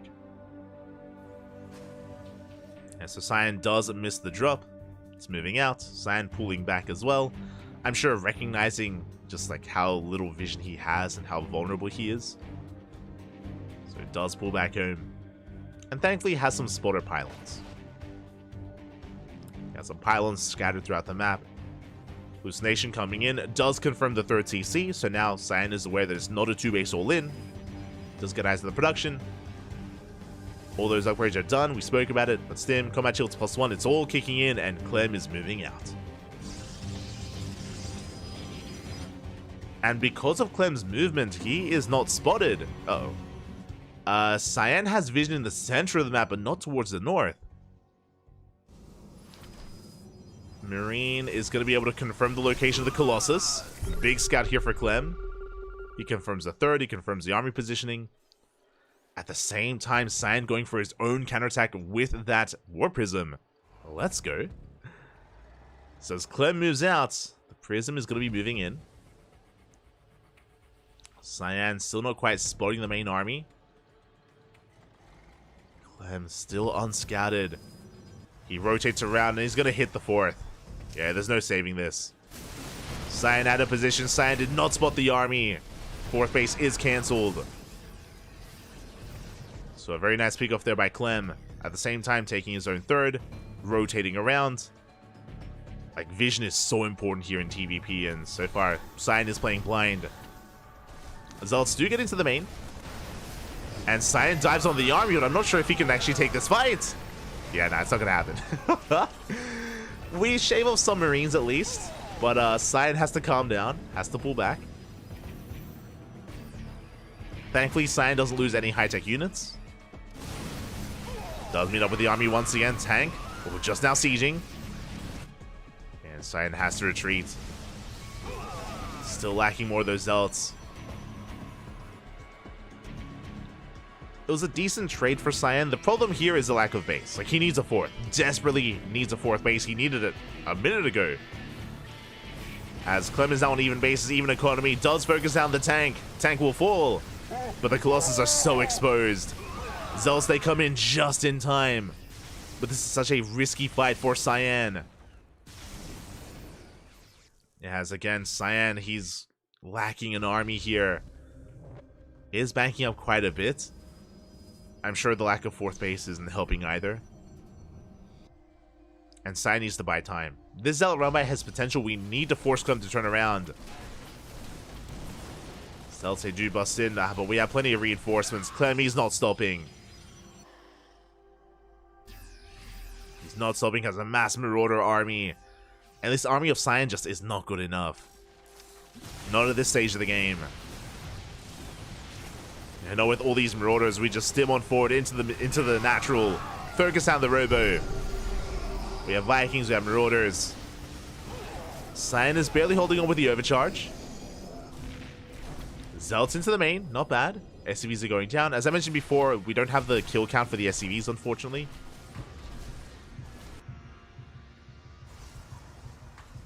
Cyan is able to maintain an even worker count with Clem.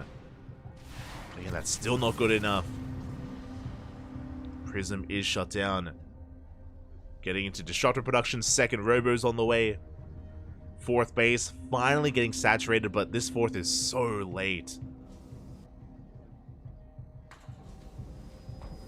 Now, there's a world out there where if Cyan can land the most perfect Novas, I'm talking like the most perfect Purification Novas, like 2 Novas in a row, then maybe we can hold. Maybe we can take a fight. Outside of these Purification Novas, though, I'm not seeing it too much here. Disruptors on the way. We do try to flank the army. Can we catch Clem out? Nova goes off. Oh! Not bad! That's a good start. Big connection on the bio.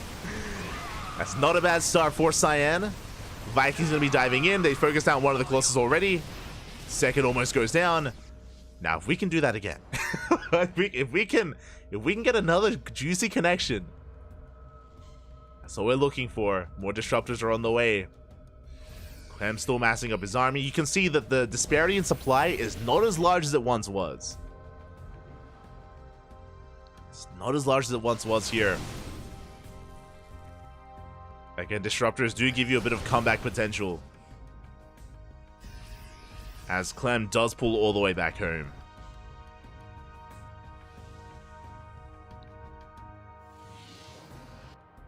He does pull back. Cyan's still building up, getting a 5th base. And can we actually end up maxing out here? I'm not referring to Clem. Clem is about to max out, but Cyan, can we get to that point as well? The Liberator is more niche. True. He's all about that freedom. He's an animal. As we are diving in, Ghost Rider for EMPs. This Nova a bit premature. Zones away the army. We have 1 Nova left. Oh, Vikings coming in. 5th base is spotted. Cyan double expanding. I like this. I like the double expansion. Just because one of them is going to be denied. Hopefully not both of them, as Clem is racing on over and beating Cyan to his own 5th, sorry. Cyan forces to split up his army. Can Cyan defend? Zeltse charging forward. Wouldn't mind shell could be going off. Big connection here on the Zealots. Cyan being forced back. At the same time, we dive on top of the disruptors. No, and every disruptor goes down. Cyan crumbling on both sides. And with that, Clem will take a decisive fight. GG gets called, and Clem will take the series 2-0, winning it all for Team Liquid. Whew. GG. GG, well played. Clem will take it all here. Again, Cyan tried to split up his army, tried to defend both bases, but alas, he did fall apart at both ends. He just could not keep up with the size of Clem. I do think that if Cyan had kept everything together, I think he could have held on to 1 at least, but you know, he got a little bit greedy there. He was pulled apart. GG, well played. Team Liquid win the series 4-2, and now we are getting ready for our next matchup. We're getting ready for our next best of 7. Gonna be a best of 7 between our next 2 teams. Hold on, what are they? Un momento. Between Team Vitality and Twisted Fairy. See you guys in a couple of seconds. See you soon. 精彩的视频剪辑，有趣的主播八卦，定期的抽奖福利以及爆笑的节奏和评论。关注 SC Boy 官方公众号，365天每天更新，让你与20万猛男一起更便捷的享受我和黄哥给大家带来的快乐。不要告诉别人哟。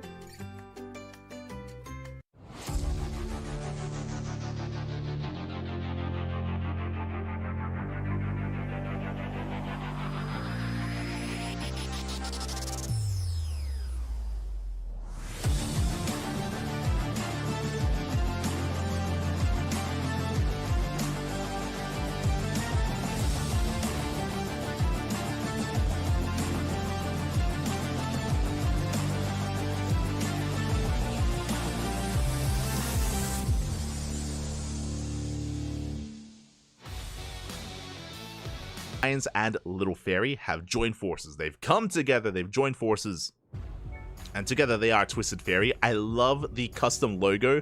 I'm loving the brain and the like crazy like vampiric fairy in front of it. It's beautiful. It's very twisted fairy. Do appreciate it. Some of these other merged teams haven't done this. They just put their logos next to each other, you know, like Psystorm Navi or Mystery Gaming, All Gamers. Like for this one, we are going to be jumping in and get our players just setting up, our players getting ready. Game 1 is going to be on Post Youth. I'm catching up. Oh, I'm catching up and spawning in the bottom left-hand corner of Post Youth. We have Solar for Team Vitality. And in the top right, we have Stats for Twisted Fairy.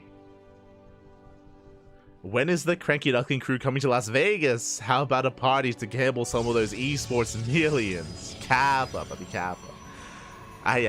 There is an event happening in Las Vegas. There is an event happening in 3 hours. In 3 hours time, it's the SE2 Safe House. We will be casting the SE2 Safe House here on the channel right after WTL. So we'll be casting the SE2 Safe House. We are going to be the B stream, or technically we're going to be the C stream. This is the main stream. I believe Rotterdam is the B stream. We are the C stream, and then Bahamut Gaming is the D stream. So there's going to be 4 streams in total. We will be a part of that, and we'll be bringing you as much StarCraft content as we can in 3 hours. So non-stop StarCraft, papi, non-stop. Let's go. I woke up at 6 p.m. for the Vegas. It's true. It's very true. I did wake up at 6 p.m. I did. I will come out about that. It's true. It's gonna be amazing. I also have some coffee ready to go as well, to make sure I stay awake and I don't pass out. I'm energized for the cast. But for now, we're focusing on WTL, and for now, it is going to be a hatch gas pool opener here out of Solar, taking the in-base natural, going for the hybrid, not rushing into the gold, not yet. Likewise, Stats going for a gate expand as well. So everything is looking normal, everything is looking standard for the time being. Quickly talking about the map, I should talk about it just because this is one of the more vetoed maps in the map pool. In WTL, there are no vetoes. No vetoes in WTL. The first map is predetermined ahead of time by the admins and by the organizers. So if you don't like some of these maps, I mean, we force it. The admins, they force Post Youth, they force Dynasty, they force all the players to play on these maps. Likewise, it is losers pick as well. And I appreciate it. It's a more unique format. It does lead into some more odd games because we force some of these otherwise vetoed maps. But if that wasn't the case, we would never see these maps. Like, it was last season where I only ever casted Radisson Station during WTL. I never got to see Radisson Station otherwise. It was very rare to see Radisson Station in the previous map pool, but thanks to WTL, we got to see more on it. It was a lot of fun. It was a lot of fun as a result. Maybe not the most balanced of maps, but it's fine. It's fine. we enjoy it anyway. As for now, we are settling in. Again, Solo going for his 3-base setup. Still avoiding the gold for the time being. Again, the in-base pocket base here is a hybrid base with plenty of minerals to take advantage of. Is applicable to both players. And Stats' opener is going to be a Stargate. Could be a Stargate opener into an Oracle. Pretty standard stuff so far. Nothing crazy yet. It is going to be that Oracle opener. We have our Adepts being active on the map. Stats trying to pick off workers wherever he can, but looks like he was deterred in the end, was forced back home. And we'll see if Stats can get more success here with these Oracles.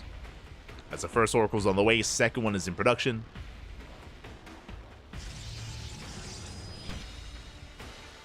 By coffee, he means Dare Ice coffee. You're not wrong. I do have a bottle of Dare Ice coffee, of mocha Dare Ice coffee, ready for tonight. True. I was saving it.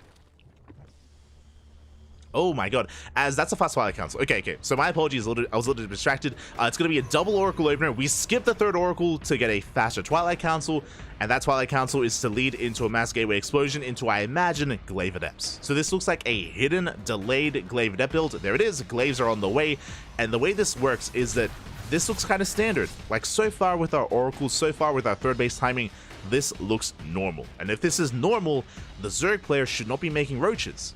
The Zerg player should be droning. And we can see here, we're skipping the Roach Warren, going for a Bailey Nest. We're droning up as much as possible. We have Queens on the way. And because we're skipping roaches, because we're skipping production, this means that this Adept timing can catch Solar with his pants down. Doesn't have to, but it can. Now, with a Bailey Nest, you can defend against this, but it is heavily reliant on positional play. As you can imagine, Bailings, they have a hard time keeping up. Bailings are going to be whirling around, they're going to try to play catch up, and it's going to be difficult. But if we're able to split them up, if we're able to like keep some Bailings hidden in our bases and try to keep up with the shades, then we can have some juicy connections. The Bailings is on the way. Solar is going to be joining up to 50. Ling production well underway as well for Solar, thankfully, so he will have an army to keep up with the Adepts. The Overlord sees everything. The Overlord does confirm, and the Adepts are moving out instantly. Bailings are being morphed in. So very nice scouting here by Solar. You can put this a little bit on stats for not dealing with that Overlord. That Overlord saw everything that it needed to, and now Solar's getting ready. Is getting ready back at home. Bailings have morphed in, and we cannot commit to the shade. Gonna have to calm down here as... Okay.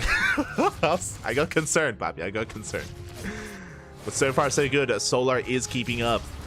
The Queens are a little bit more exposed, but we do hold our own. Stasis Trap on the way. Adepts, they don't quite commit yet. And Solar, he's amassing so many Lings, cutting workers early at 50. The Stasis! We bait him in. Nice bait there out of stats. Does bait in those Queens. Adepts will not quite commit yet. Massive Ling counterattack as Solar's going for a massive run by even, not just with Lings, with Bailings as well. No reaction! A delayed reaction from stats. Void's going to be going down. Probes are pulled away, but we get 7 worker kills so far, and we're not done. Adepts likewise a race back home as well. 13, 14 probes fall. And there's no shield battery. There's no shield battery. There's no overcharge. We can even just collapse on these Adepts themselves. Getting a little bit wasteful with some of these Bailings, but regardless, a good amount of damage. 15 probe kills. Stats down to 49 workers. The Adepts, they did nothing across the map.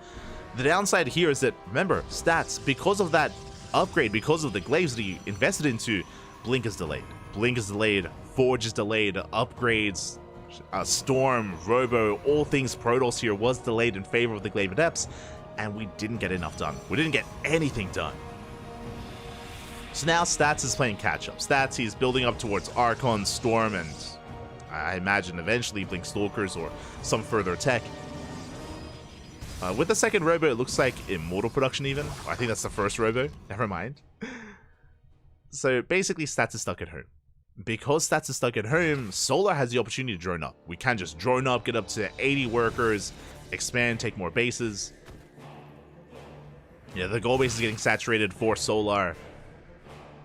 And we even threw down the Roach Warren. So Solar can get into massive Roach Raptor production. Stats is going for a bit of a push here, but we have to be careful. There's no War Prism to reinforce. There's no War Prism to juggle either. We do deny some mining time, but again, Stats has to be very careful with that army. Cannot afford to get caught out.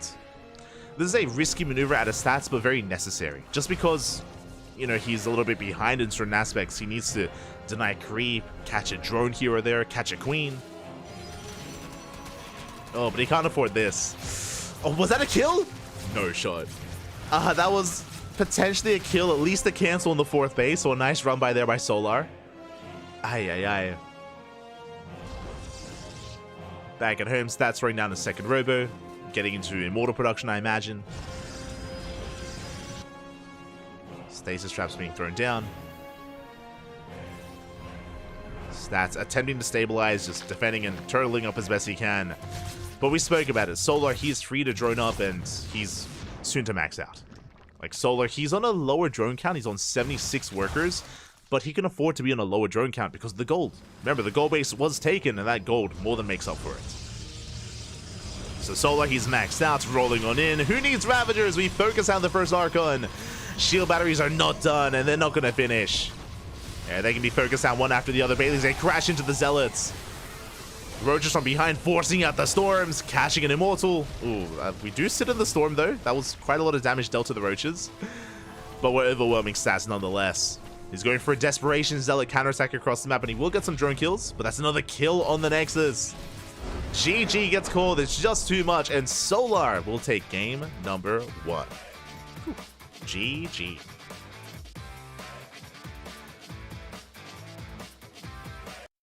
GG, well played. Again, Solar does take a solid win here in game number 1. There was potential for stats, but it's a risk that you take, right? If you're investing into something like Fast Glaive Adepts, it's very risky and it needs to get damage done. You have to keep it hidden for as long as possible. Solar had a beautiful reaction to those Glaive Adepts. He shut it down almost instantly, and from that moment, stats was on the back foot. Was struggling to keep up, and in the end, was overwhelmed. And now we're getting ready for game number 2. Now, as a reminder, it is loser's pick. Loser's pick here in WTL Stats has chosen Golden Aura. And in the bottom right hand corner, we have Solar for Team Vitality. And in the top left, we have Stats for Twisted Fairy. Let's go. I almost said Mystery All Gamers again. I'm struggling a little bit. Here we go. We are settling into game number 2. Game 1 was a little bit shaky there for Stats because of his build of choice, and also I guess because of the scouting of Solar, because he was able to prepare in time, recognize it, and get ready for it. We'll see how Stats adjusts. What I will say after game 1 is that I do not expect Stats to do the same build. I don't expect him to go into Glaive Adepts in such a fashion again. I expect something different. So my eyes are mainly on Stats. Meanwhile, Solar expanding, taking the unnatural natural, hatch gas pool. Gonna be a standard opener here from our Zerg player. That is a lot of plushies. True. I'm celoso. I'm jealous. I need to set up my background. I said this before. I need to take a new photo of all my plushies. Like, my collection of plushies has grown. It's not just the probe. It's not just... Hold on. Where is the... There. It's not just the probe and the Zergling and the duck. Not anymore. This is outdated. This is like 2019 light. No. We have more plushies. We got the Overlord. We got the Infestor. More Zerglings, the Marines, the Zealots. I need a new photo.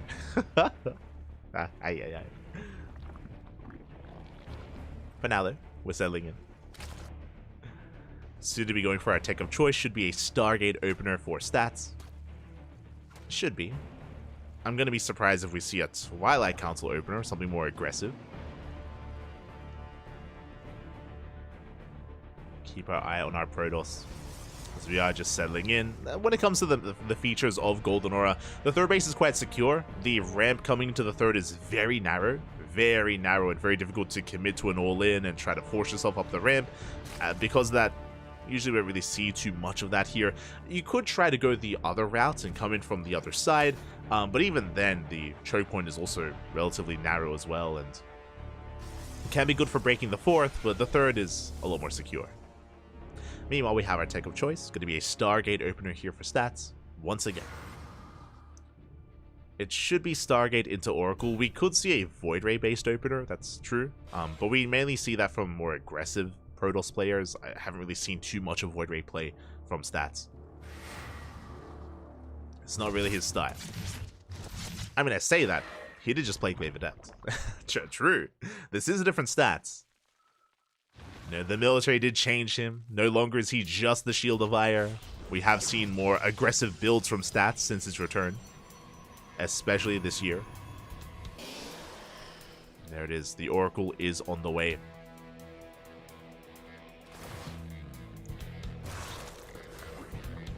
Oracle's on the way back at home. Should be leading to a second Oracle into a third base, so everything looking as it should for the time being. Likewise, Solar poking out with some Lings, trying to get tabs and keep tabs on stats. Seems like an exposed pylon. Kind of. It is exposed, but this is very common from some of the Korean Protosses. When I say Korean Protosses, I mean Stats, Hero, and Classic. Like, they don't care.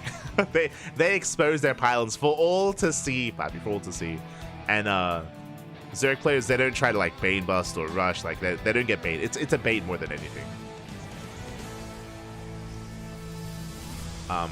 For lower league players, though, I would say you probably don't want your pylon to be exposed. So you probably don't want your setup to be like this. But a lot of the Korean Protoss players, they're crazy like that.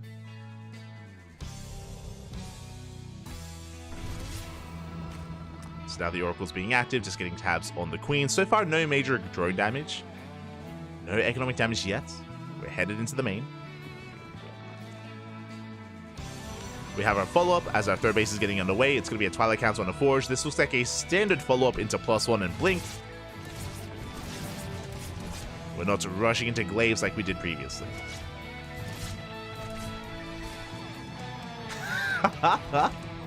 Steel mode. I need you to calm down in the chat.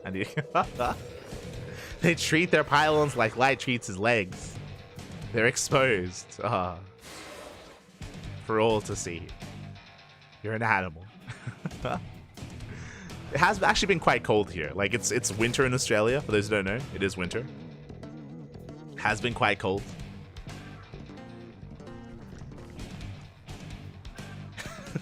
It hasn't stopped me, though. It hasn't stopped me from not putting on pants, but still, it's cold. As behind this, there's that +1 and Blink that we spoke about. Ooh, interesting. So I assumed that this was going to be +1 Blink into Colossus, but that is not the case. We're going into a Templar Archives. We're working towards Storm and Archons instead.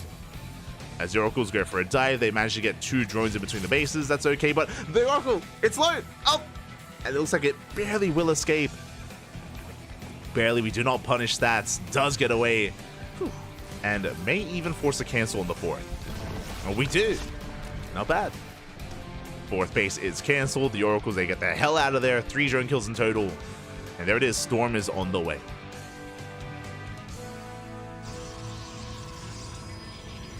And Storm can be a risky upgrade, as we do see Solar droning up to 3 base saturation. We have Roach speed on the way, +1 attack is about to finish up. And that is Overlord speed as well. We'll keep an eye on Solar, but it looks like he's going for a 3 base all-in. Solar, looks like he does not intend for this game to go on any longer. He does catch some Stalkers. 2 Stalkers go down. We got eyes on the 4th base. We could force a cancel as well. Very nice damage dealt here. And again, Solar, he is not droning. He's cutting workers at 64. We have Overlords on the way. Roach is on the way. Upgrades as well. And those Drop Lords, that Overlord speed should be for Drop Lords. I was getting ahead of myself. But Drop Lord should be on the horizon here, as Solar is doubling down, still being very active with these Lings. And there it is. You can see on the production tab, Drop Lords are on the way. Let's go. Now, we have seen a lot of more modern 3-base all-ins from Zerg players where they use the Drop Lords to send Lings into the mineral lines at the same time. I'm curious if this is for the Lings or for the Queens. We have our answer. I think that's the Queens. So we're going for a frontal assault instead. Yeah, we have 4 Queens in the Drop Lord. 2 more Drop Lords on the way. And Solar is sending everything across the map. And Stats has not scouted this. He doesn't know. He doesn't see, he doesn't know. He does have a decent setup at the 3rd, but the 4th, that's more exposed. That's more vulnerable. That's where we're headed. Yeah, we're headed for the 4th. High Templar coming in for their storms. So far, decent storms on the Roaches. The Queens are dropped, but they're left. Oh, they're going to be shut down. Nice feedbacks here on the Queens. No transfuse. 2 Queens go down instantly. And Solar, he's not really gaining too much ground. He will cancel the 4th at least. The 4th will fall, but we need more than that. We're still rallying across the map. Behind this, okay, Solar, looks like he recognizes he cannot end the game. We're droning. Solar's droning, and Solar, he throws out an Infestation Pit. Solar, he is transitioning out of this. He did commit quite hard. Nice overshot. No, the wall! The wall is not a wall. Lings, they flood into the natural. Stalkers are surrounded. Probes are going down. 16 probes even. Ay. Yeah, Solar still somehow finding damage here. Just keeping Stats distracted, almost shutting down that Oracle as well. Looks like we may have had some drop loads going into the main. And with that, even though Solar hasn't killed Stats, he's being so annoying, even spreading creep here across the map. Delaying the expansion for so long. And what is Stats going to do? Expand south? Like, expand at the linear base? Like, that's just not going to happen. Guys, yeah, we did drop links into the main. That's where we got those 16 probe kills. As they go back in, more probes going down. Stats getting pulled apart. And remember, Solar is working on that next step. He has the Hive on the way. Soon to be, I imagine, Lurker Tech. As we catch the Immortal. And as I mentioned, the Lurkers, there it is. Lurker Den is on the way. Hive is halfway done. So even though this isn't killing Stats, I mean, it's just setting him so far behind. And giving Solar the breathing room he needs to take up. Like, Solar is so safe back at home. Solar could do with another base. He could do with a 5th. But for now, you know, he's still maintaining himself. He's going to pull back. Creep is denied. Solar still being active with these drops. And again, this has been more trendy as of late. I mentioned before how these like more modern all-ins do incorporate drop lords into the mineral lines. Like this. It's finally going to be shut down, but hey, we got over 16 probes. It was insane. And with that, Solar's going to be retreating. Hydras are amassing. Hive is done. Upgrades are on the way. Solar now throws down the 5th base at the triangular 3rd location. Stats is being quite active here on the map, but he can't quite commit. Solar isn't really in any danger here. Stats just clearing up as much creep as possible. We're getting surrounded! 3 Stalkers go down. Solar does punish that move out. Stats backing off, and I think this is one of the only moves that we have available here to Stats. Fleet Beacon. The idea here, I imagine, for Stats is just to defend. To turtle up and get into Sky Toss. It's not going to be easy. It's not an easy road to travel here for Stats, but it's one of his only options. So the Fleet Beacon is finishing up. There we go. Mothership is on the way. And from here, we can get into carrier production. Meanwhile, Solar is massing up Lurkers.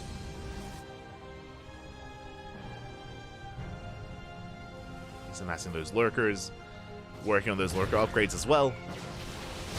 Bleeding out some Roaches, but that's fine. Like, Solar's maxed out, and Solar, he wants to get rid of these Roaches. Trade them out for a more efficient army. For Ling Hydra.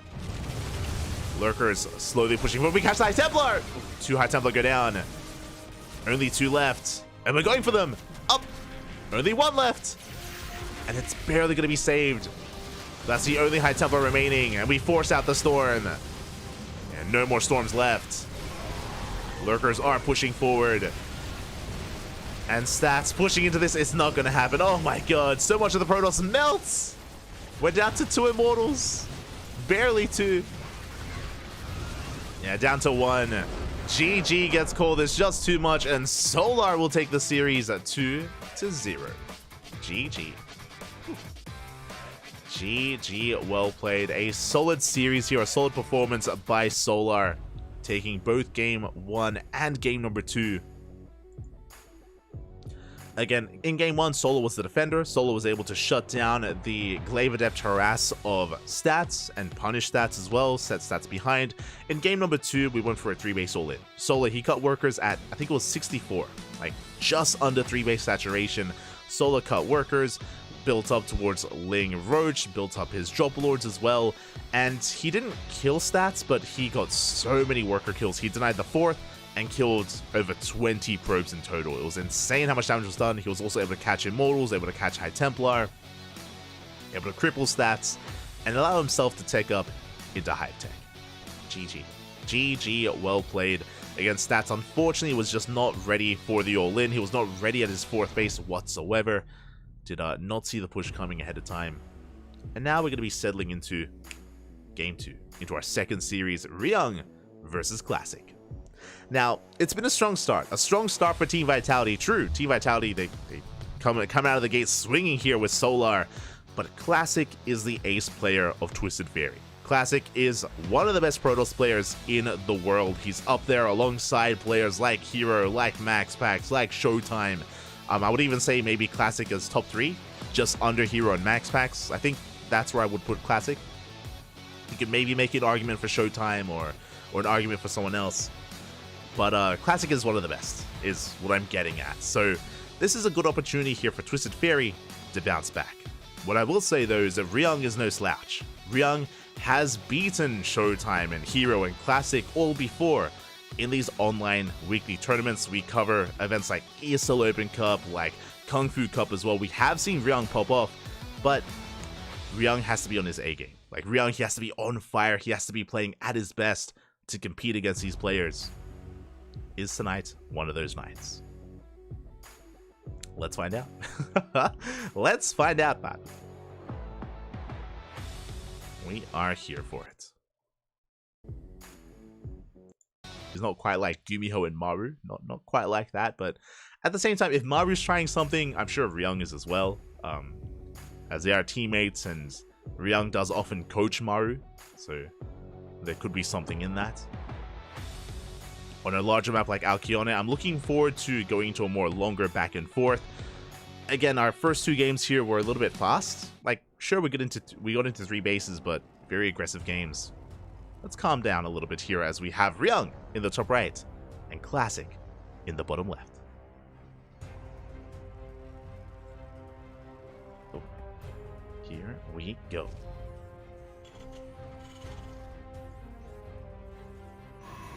Gotcha. It's 35 degrees here. Oh, switch with me, Steel Mode. Catching up. Yeah, we're selling into Alkion again, one of the more macro-oriented maps in the map pool. Known for its 3, 4, 5 base play. Again, one of the big reasons for this is because of the Zonaga. Due to the Zonaga being in the center of the map, you can scout move out ahead of time. You have a ramp to secure your 3rd base. Your 4th is further back as well, saved by how awkward it is to actually push on the right-hand side of the map, as you have to mine through minerals or break down rocks. So I'm hoping we can get a longer game here. I'm hoping for it. We'll see. As for now, Classic going for his probe scouts. Likewise, Ryung opening up economically. Is opening up economically. We can see a single gas being taken by Ryung, which means this should be a Rax into Command Center, into expansion.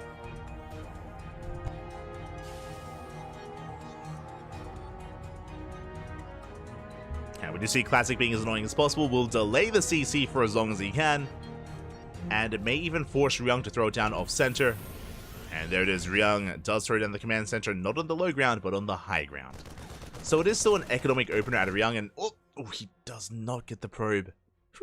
1 HP, it barely gets away.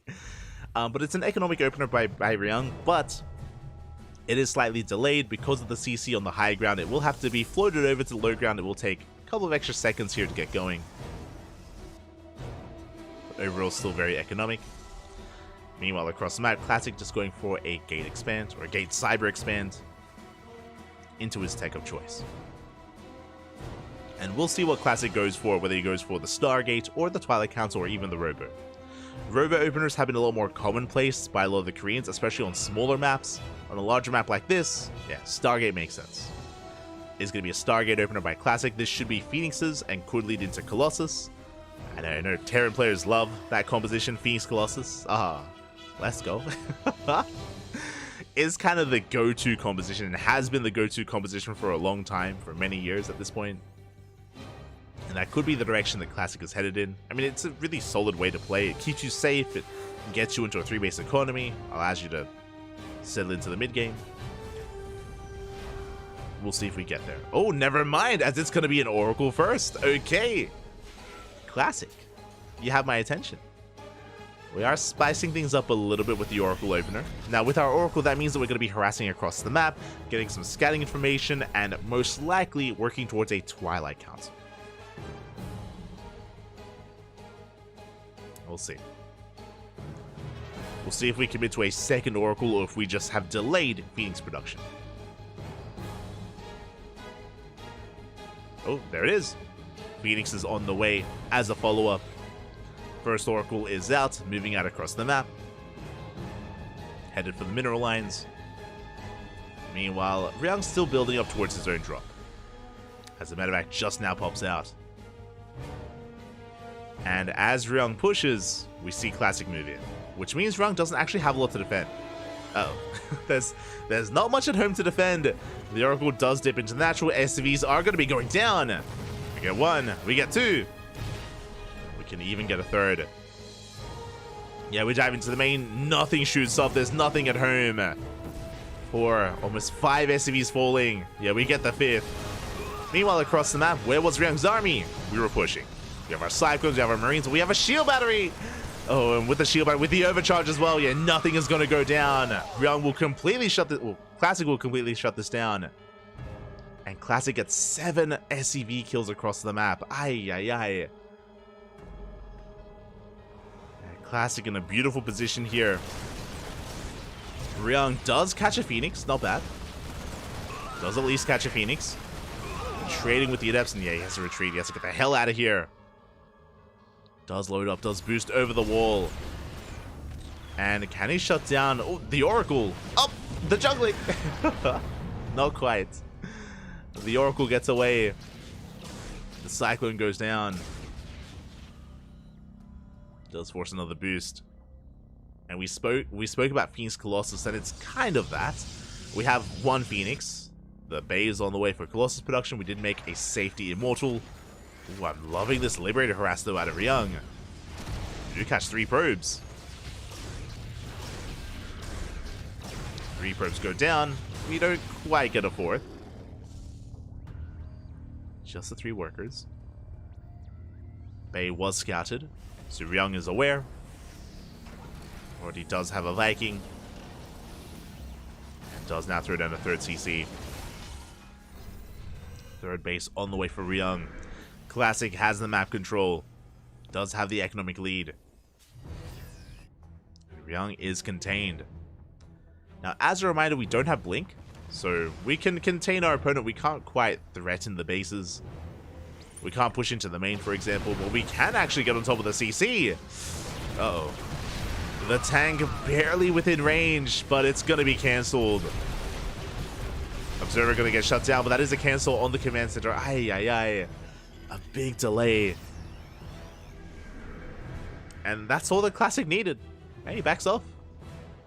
He's looking good. Looking very good.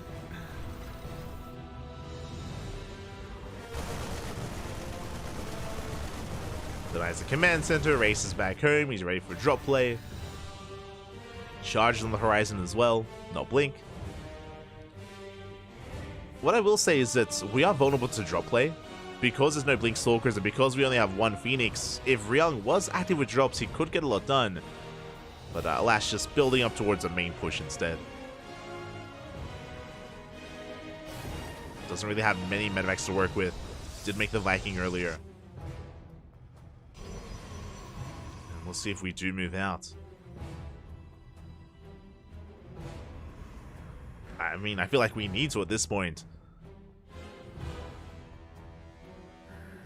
But Classic has control of the Zelnaga Tower. He's aware of the move out. Does spot the army. Stasis Trap does get baited. Nice move out of Ryung. As he moves through the center, we can see Classic just threatening the natural. Building on more Colossus. It's one of those things where the supplies are looking similar to each other, that's true, but because of the delays for Ryung, Classic is soon to snowball out of control. Like, we're just waiting for the gateways to get up and running. Storm and upgrades are on the way. Before Classic really gets into his stride. So we deny mining at the 3rd. Now, Storm isn't quite done, so there is potential. There is potential with this push. Ryung can attempt to outposition Classic. Scan into the main, does confirm Storm. Ryung is aware. Oh, and Ryung pulls back. Ryung doesn't risk it, he pulls back, which allows Classic to get his 4th base up and running. And we spoke earlier about this map and some of its features and how we've seen more often than not on this map some more mid-game play, getting up to 4 base economies. That's where we're headed. We are headed in that direction. It is difficult to be the aggressor on Alkyone. This Classic is coming in with a storm. Oh, never mind. I was like, a storm jump? No. Zealot jump. Zealot's in the main. Zealot's at the 3rd base. Storm is done for Classic. But the High Templar are back at home, not in the prison. I got excited. We are moving out. The siege line at the 3rd base for Ryung is looking quite intimidating. I don't think Classic can quite push up this ramp. Yeah, especially with the wall off. Ryung is looking secure.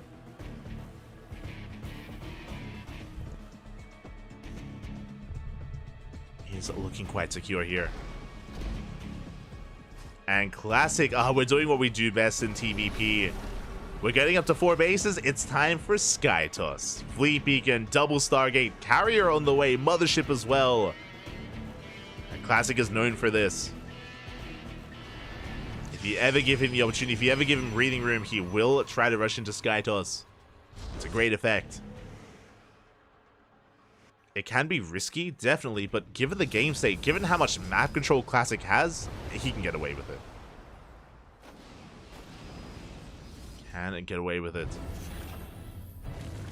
As he threatens to drop towards the natural, we do see Ryung finally moving out with his own drop play. It's 4 medevacs across the map. Thankfully for Classic, he isn't expanding in that direction. So it doesn't have any vulnerable bases. Hold it shut down. Carriers are still amassing. And the main army is spotted. You see Classic trying to keep up with the movements of Ryung. There's this bit of a dancer back and forth posturing here between both armies. And Classic does end up catching the drop. Medevac goes down.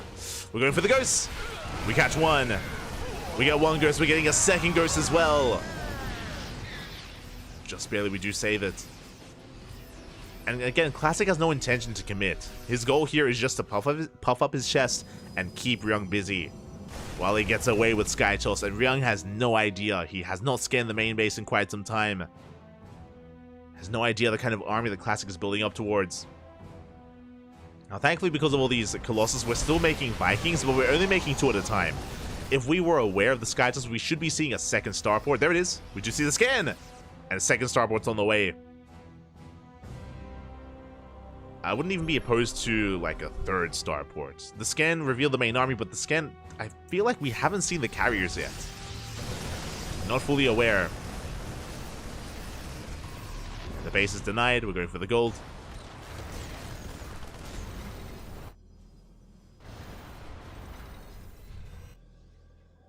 Rotating around.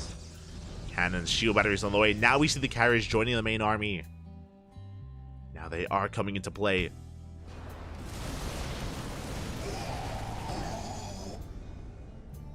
Feels like our army is still quite tank heavy. And now we're pushing out. Classic hitting his stride. Storm zones the army away. The tanks do siege. Big volley's going to be going off, but we do end up activating the cloak. We have our scan. Tanks, they do get a lot of damage done, but what about the Sky Toss? What about the carriers? We're getting on top of the Vikings. Not enough anti-air. The Bio army cannot get close. And Classic takes a decisive fight. He's breaking on through. We were not ready for this kind of army, for all these carriers. And Ryung, I saw his head lean back a little bit there. Ay, ay, ay. Again, it is risky rushing into carriers in this way, but Classic, he got away with it. He had map control. Ryung was not aware. Now we're making 5 Vikings at a time, which will help, but we've already lost so much. And Classic can keep pushing. There's no reason to back off. Ryung is given time. Maybe we can build up a strong enough army.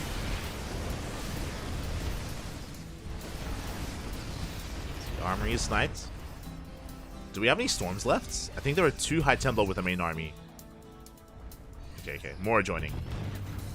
More Head Templar coming in. Again, we do need that ground army to support Archons, Charge Lord, Storm. Just to make sure that Ryung can't freely stim forward.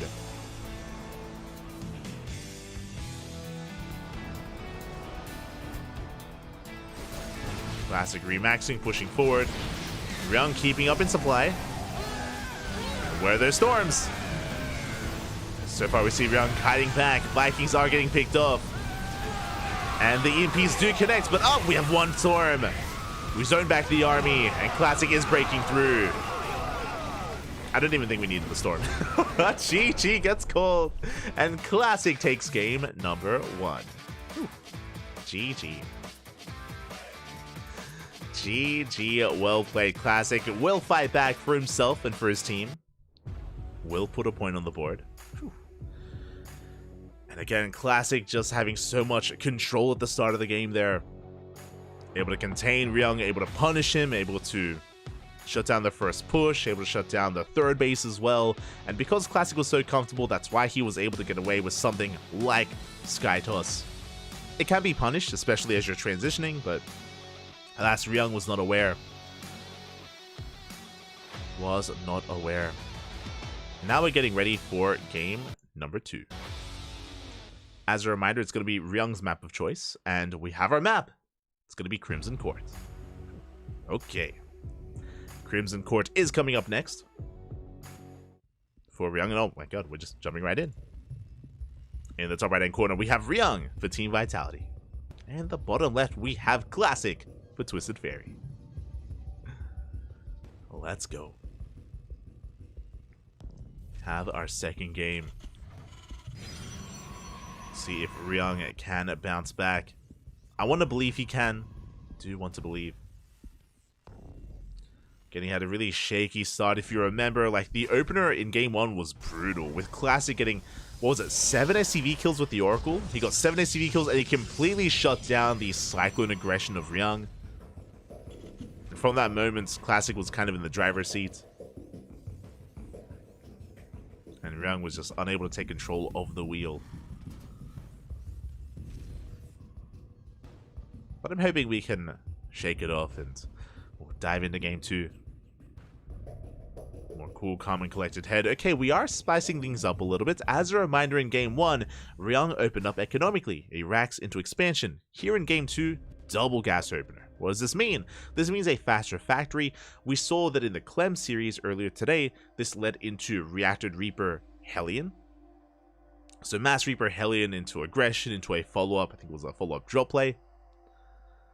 We'll see if Ryung does something similar. He could go Reactored Cyclone for a Cyclone drop. Could go into a committed Widowmine drop as well. Ryung has options. Ryung has options with this build. The factory is thrown down a little bit further back. That's done intentionally to keep Classic in the dark, as Ryung does fully wall off. Classic, for all he knows, it could be a Rax expand, and it could be a CC on the high ground 2 games in a row. So Classic is in the dark, and Ryung is settling into that factory. We'll see where he takes us.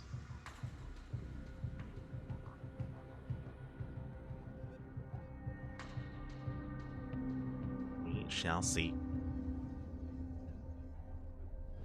As there's that CC on the way. Again, Ryung not going for a 1-base all-in or anything crazy like that. This wouldn't be the map for it.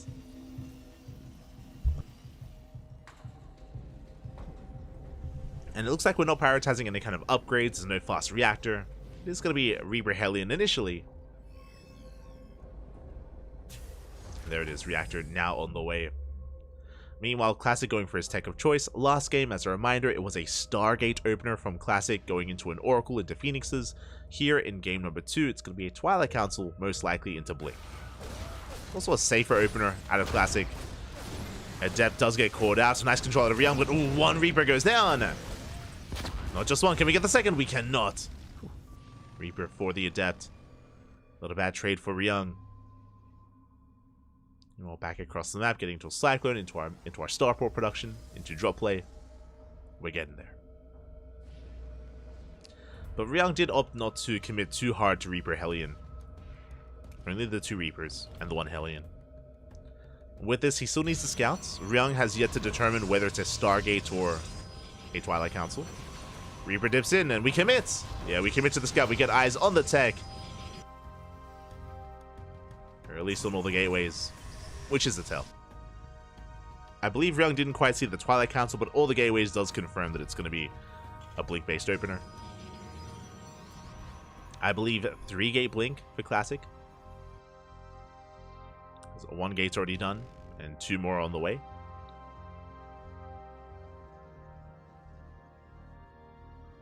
So 3 gate Blink is just a very safe way to play. It keeps you safe back at home. It allows you to get map control, and it allows you to expand as well. So Classic just easing his way into game 2. And there's that 3rd in production. Meanwhile, Ryung trying to sneak up behind the army. Goes to the drop. The Widowmines here into the main. Ooh, and the shot does not go off. Whew. That was close, but the Widowmine gets focused down. Marines into the main. But on their own, yeah, they can't hold their own. Not against this army. Not against all those Stalkers. He also does confirm that there's only 3 gateways, not 4. And I believe Ryung also saw the 3rd base as he was coming in. Now, back at home, he still has to defend against those Blink Stalkers, so tanks are amassing, bunkers are on the way.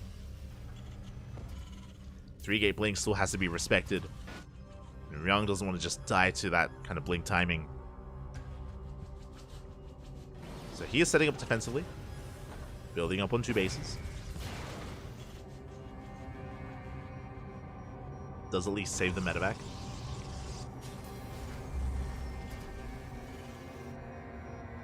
Likewise, Ryung looking to harass here with some Ravens. Our first Raven out with some auto turrets. Stim is on the way, Ryung building up. And we'll keep an eye on a 3rd base for Ryung. We'll see if he commits to a 3rd or if he commits on 2 bases. We shall see. As Classic is settling down. Despite the 3 gate opener, I'm a little bit surprised that Classic has been as passive as he has. Like, he barely has any map presence at the moment. Like, now we have a couple of Stalkers moving out, but for the most part, he has been defending back at home. Basically, what's been happening is that Classic skipped Warpins. He's skipped Warpins intentionally. He's been stuck on 4 Stalkers this entire time, focusing on taking. Classic has been quite greedy. He do it on a Forge, a Bay, taking up into charge. 3rd base, getting fully saturated.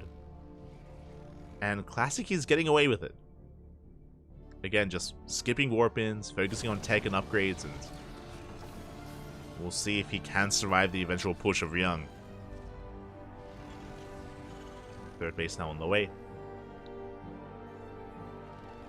Ryung's upgrades are kicking in. Stim is now done, which means he can catch these Stalkers. And Stim is revealed. Ryung is moving out. And now's the time to warp in. now is the time to focus on the army. As Classic attempts to slow down the force, trying to force out a siege. Behind this, skipping Colossus going straight into Disruptors. Okay. Bold move by Classic. Rushing into those Disruptors. Charge is done. We do see the Prism coming in for a backstab. As Ryung moves out, he does spot the Prism. And Ryung actually pulls his entire army back home. That's a little bit concerning. I spoke earlier about how Classic was cutting corners and skipping Warpins, and he was, and now he's kind of gotten away with it. He's fully saturated on 3 bases, his Disruptors are out, Colossus now on the way, soon to get into Colossus upgrades, +2, charge is done. I would say that Classic was vulnerable for quite some time, but now less so. And Ryung is going for a later push. You can see Ryung, he pulled back home, and now we have a Ghost Academy. Ghost Academy is on the way, 3rd base is being taken. Ryung, he's going for a later push instead, a later timing. So this is almost like, you know, no rush, 10 minutes. We have had some posturing, sure. We've bled out a couple of units here and there, but no one is committed. No one has committed to a fight yet.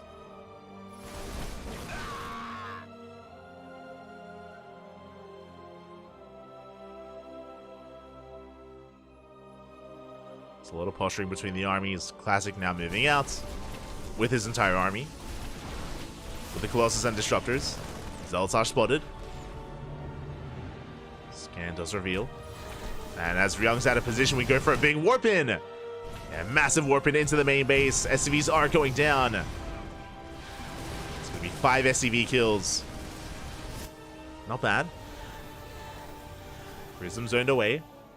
Back at home, Classic throwing down a second robo, getting up to 4 bases.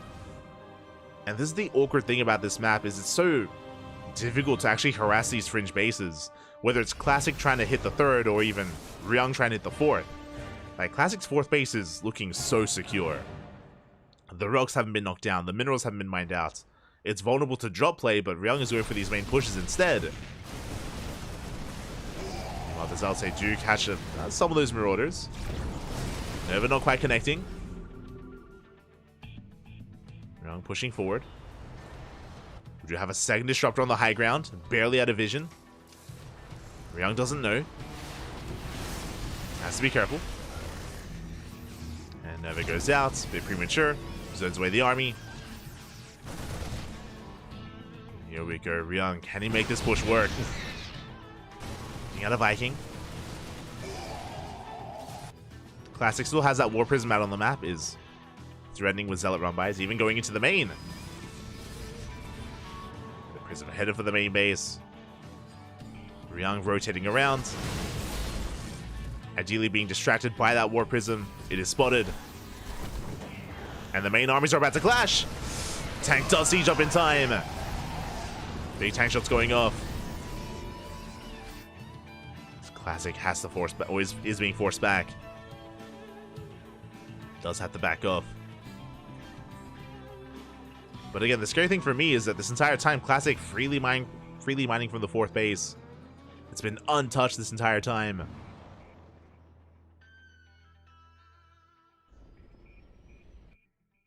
Now maneuvering around. Oh, his drop might get caught. Really spotted by Classic. Tanks on the high ground. Good positioning here by Ryung. Classic gonna try and force his way in. Has 5 Disruptors. Yeah, we blink on forward. We're going for the tanks. Nova's gonna be going off. Ooh, dealing some friendly fire. We come in from behind. We get 1, we get 2 Colossus. Colossus go down. We're going for the surround as well, but we have plenty of Stalkers. Yeah, Classic is holding his own. And we still have plenty of Disruptors available as well. Yeah, we dive on the army. The flank falls. Do we have any Novas? Up, we do. Whew. In a very chaotic fight. Very chaotic. Classic losses Colossus. Ryung losses tanks. The Bio army traded with the Gateway army. Now, the scary thing about what just happened is that Classic still has 5 Disruptors. I think that's the most important thing here for Classic. Did I say 5? That is now 6 Disruptors. Oof. He did retain them, and that is going to be able to bully Ryung back. And we saw this before. We were waiting for it. I mean, Classic, he's not as ahead as he was in the previous game, but Skytoss. Fleet Beacon, Stargate's on the way. Classic is getting ready for his Skytoss. It's not going to be as easy as Game 1, though. Like, Game 1, Classic clearly had map control, and he had a lead. This time, it's more back and forth. You see Classic rotating over towards the left-hand side.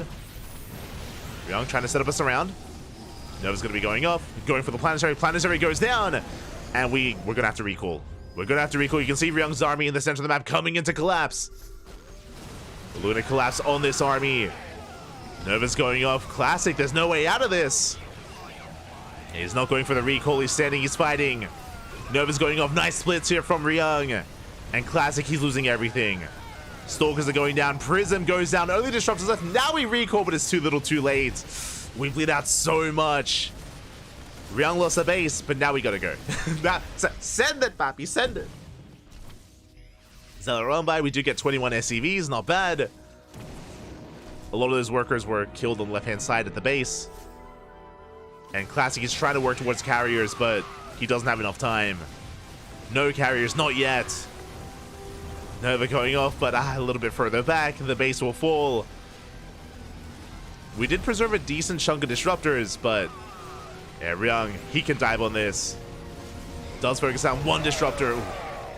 Novas will connect, but there's barely an army left. A big overextension earlier from Classic, and he's gonna lose everything. Yeah, the Nova doesn't go off once again. As Ryung, he's all over this. He busts into the natural, and we're looking to tie things up. But we're looking to take a lead.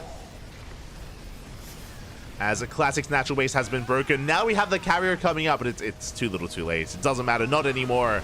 We have men with gun, we have plenty Marines, and 2 carriers is not enough. Yeah, we just stim forward and we win. Interceptor's gonna be going down. Breaking into the main, Classic just taking in the loss here. As he wasn't in a bad position, but GG gets called and Ryung will take the game. Whew. GG. Hello, Ryung. GG, well played. Ryung does tie things up here between himself and Classic, but he gives a lead to Team Vitality. Team Vitality now they're up 3-1. One more win is all Team Vitality needs to take the series. One more win. And can Maru rise to the challenge? I mean, Maru, he's arguably the best Terran player in the world. The best Terran in the world, so he's coming in as the heavy favorite here against Shameless. Shameless, he is a young up-and-comer. We have been casting and broadcasting the rise of Shameless over the past 8 months. Here, I'm trying to figure it out. As we're diving into game 1, and spawning in the top right-hand corner, we have Maru for Team Vitality. And in the top left, we have Shameless for Twisted Fairy. Or is that like a freezer? What is that? It's like attached to the wall. It's like elevated in the sky. That's why I'm a little bit perplexed. I don't think that was here last week. I didn't notice that. I didn't see that.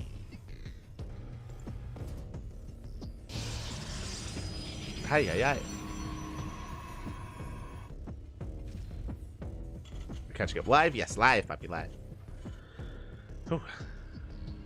Just gonna be catching up.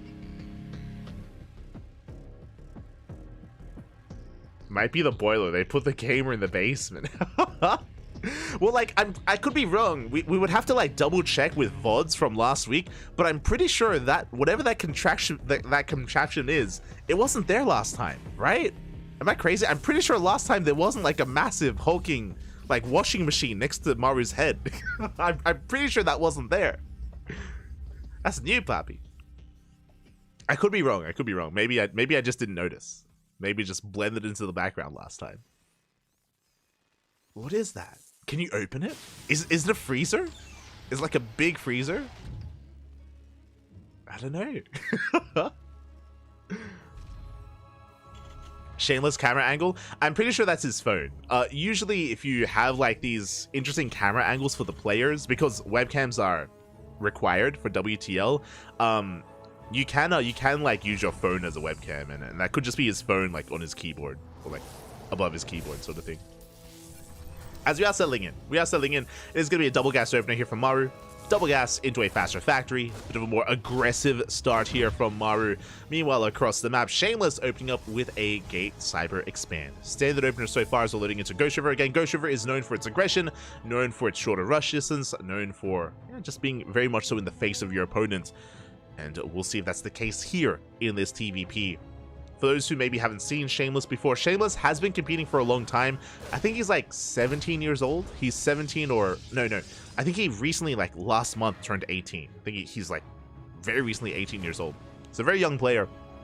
And Shameless has been competing for a long time, but it wasn't until around November, December of last year, of 2023, where Shameless like broke into the upper echelons of GM. Like he was like top masters, low GM for a couple of years, and he finally kind of like broke that barrier at the end of 2023, and he started competing more often in online tournaments. He started competing in Hatchery Cups and Sparkling Tuna Cups and a lot more online events, and started bringing down some more well-known players, you know, like taking maps and series off of like, I don't know, players like Battle B or Akedon or your Mixus or your even like Geralts and Christianers, right? Like your your more known pro players in Europe.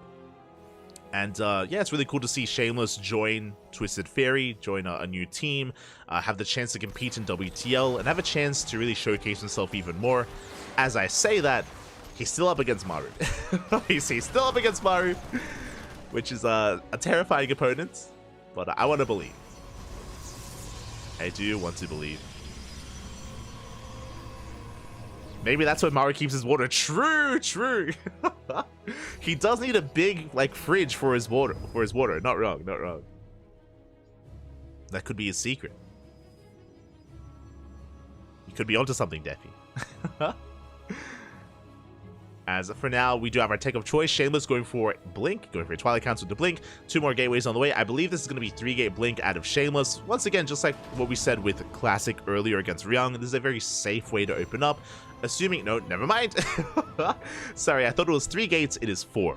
2 gates already done. 2 more on the way. 4-gate Blink.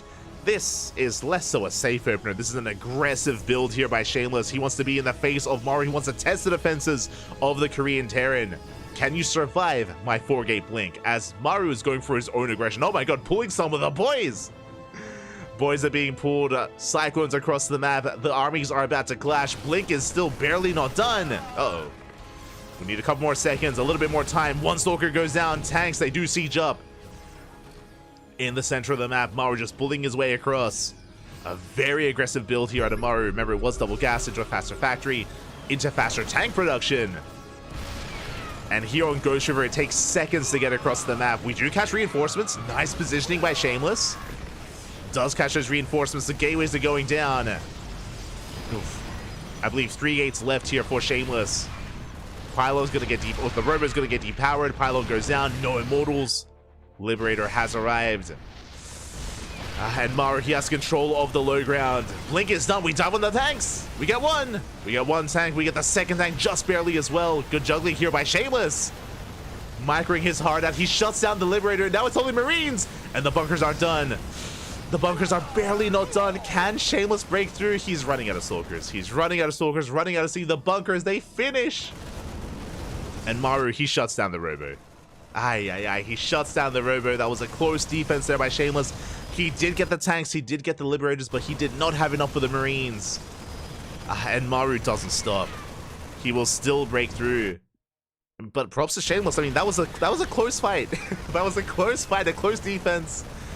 Maybe if we had pulled the boys, like, maybe that would have been enough to barely hold on.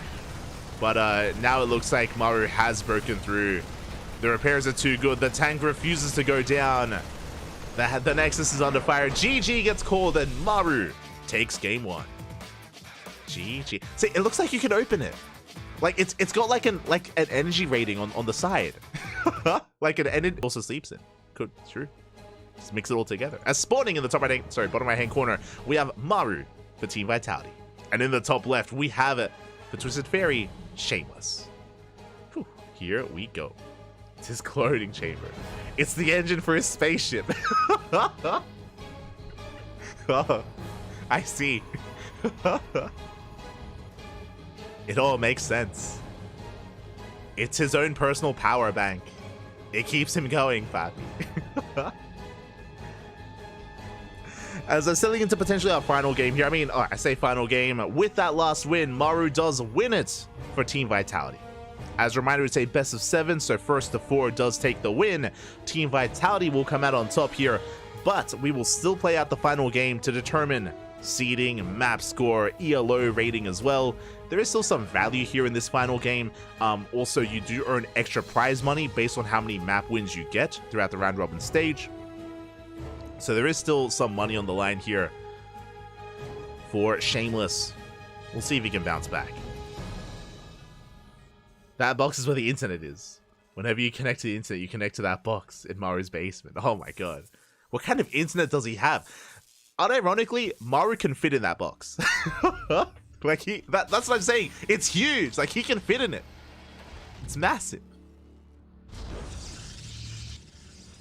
Aye. For now though, we're settling in. We are settling into our game. It's his TPU running the AI for his gameplay. Let's go. As we are settling into our game, once again, it's going to be a double gas opener out of Maru. Once again, a faster factory. Now, this opener looks the same as the game that we just saw from Maru. True, but it doesn't have to be the all-in, right? This could just be factory into reactored Reaper Hellion. It could be a mine drop, could be reactored Cyclone for a Cyclone drop, or it could be leading into fast tanks. We'll keep a better eye on the production tab. I apologize, last game I did miss the early tank production. I was enthralled by the white box in Maru's room. We can focus. It's all good. It's actually where light is casting from. True, true. I'm inside the box. Ah. The secret is out. That's why I'm so cold. Oh god. Meanwhile, we do have our Twilight Council open out of Shameless. Once again, Twilight Council into Blink. Unfortunately, last game, Shameless wasn't able to really embrace his 4-gate Blink Stalker the way he wanted. We may see a return to that. That would make sense.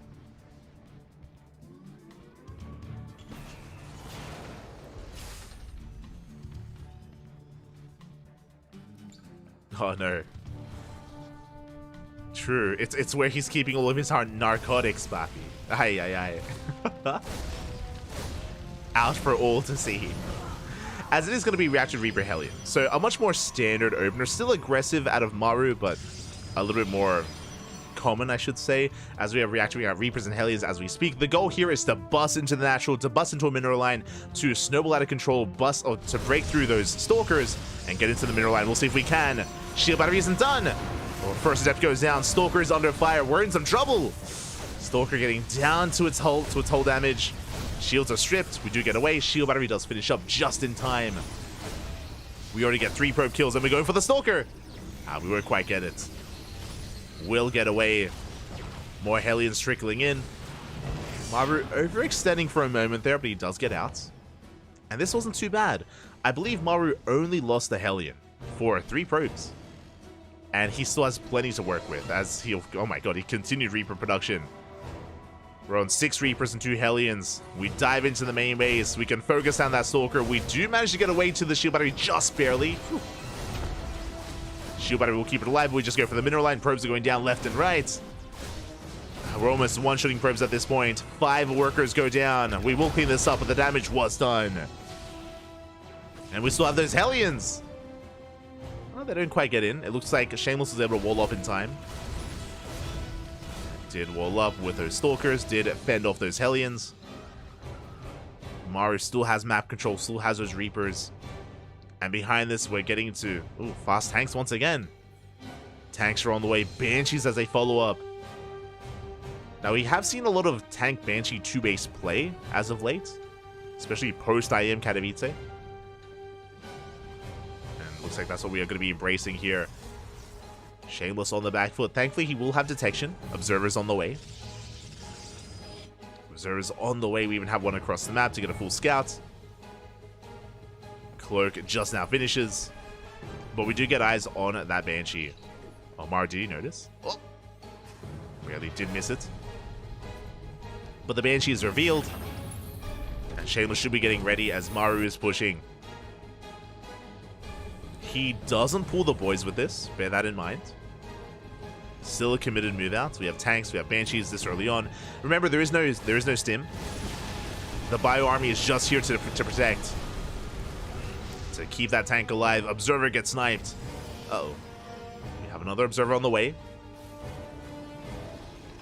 Back up Banshee coming in. Maru's still rallying everything across the map. And looks like he's headed for the natural. Rotating over towards the natural, the tanks have pulled back home. Maru does not overextend. And Shameless is getting his 3rd base up and running. At the same time, Maru is slipping into that natural, going for some probe kills. I believe we have the shield battery to defend, though. We can maintain ourselves. Yeah, we're okay. Meanwhile, Maru did make it back home. He got there. He stores the tears of other players in it. Then he drinks them to power up. Oh no. That's what's in the bottle. That's what's in his bottle. It all makes sense. As it looks like from here, we're calming down. It was quite an aggressive start here from Maru, but Shameless has defended, has deflected, and we will get into a longer game. I would give the edge to Maru. So you see the worker counts are still very similar. Ideally, the Protoss player wants to be ahead in probes. Once the Observer is sniped. So Maru does have the economic advantage. Is moving out, has retained his tanks over the course of this game. And this is a very crisp timing. Stimmen +1 finishing up just in time for this push. Now we do have some force fields. The Colossus comes out just in time. We can't defend. Force fields are thrown down, but we dive on top of the Colossus. Oh, barely out of range. The Colossus goes down. The overcharge not close enough. And that could just be it. That could just be game. Shield battery goes down. We are down to 2 units left. 1 Stalker and 1 Immortal. Just the Immortal. And now there's nothing. We're getting into the third. And Maru is looking to take this series in a very clean fashion here. I mean, to be fair, a very aggressive series out of Maru, both in game 1 and in game 2 in different ways. That was such a clutch dive out of Maru. The Colossus did fall, and now we're making our way towards the natural. Shameless, he almost has nothing left. He has 1 Colossus, to be fair, remaining. And a handful of Zealots. But the Artosis Pylon.